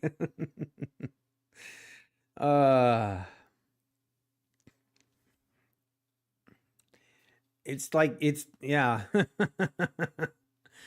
Any sale going on with Apex? Nope. Apex is playing hard to get right now. Apex is like that girl at school where she's been easy all this time, you know? And then she goes through a little phase and it's like, you know what? I'm going to try out the old hard to get for a little bit. But you just got to give it time and we'll be back to 80% discounts. Just got to be patient. Yeah, maybe Apex is ready to settle down. True. That could be true too. It's like, you know what? Maybe I will, maybe I'll just be chilling. 69% discount. Stay tuned. Oh man, too funny. That was bad. That was a bad analogy by me. I apologize. All right, guys. I'm going to call it here and call it a day. We'll be back at it tomorrow. Hope you guys all had a green day. Stay green. Don't overtrade. Have a great evening. Go Guardians. Everyone, go Guardians. Go Tribe. Go Indians. Yankees suck. Have a great day. And most important, God bless.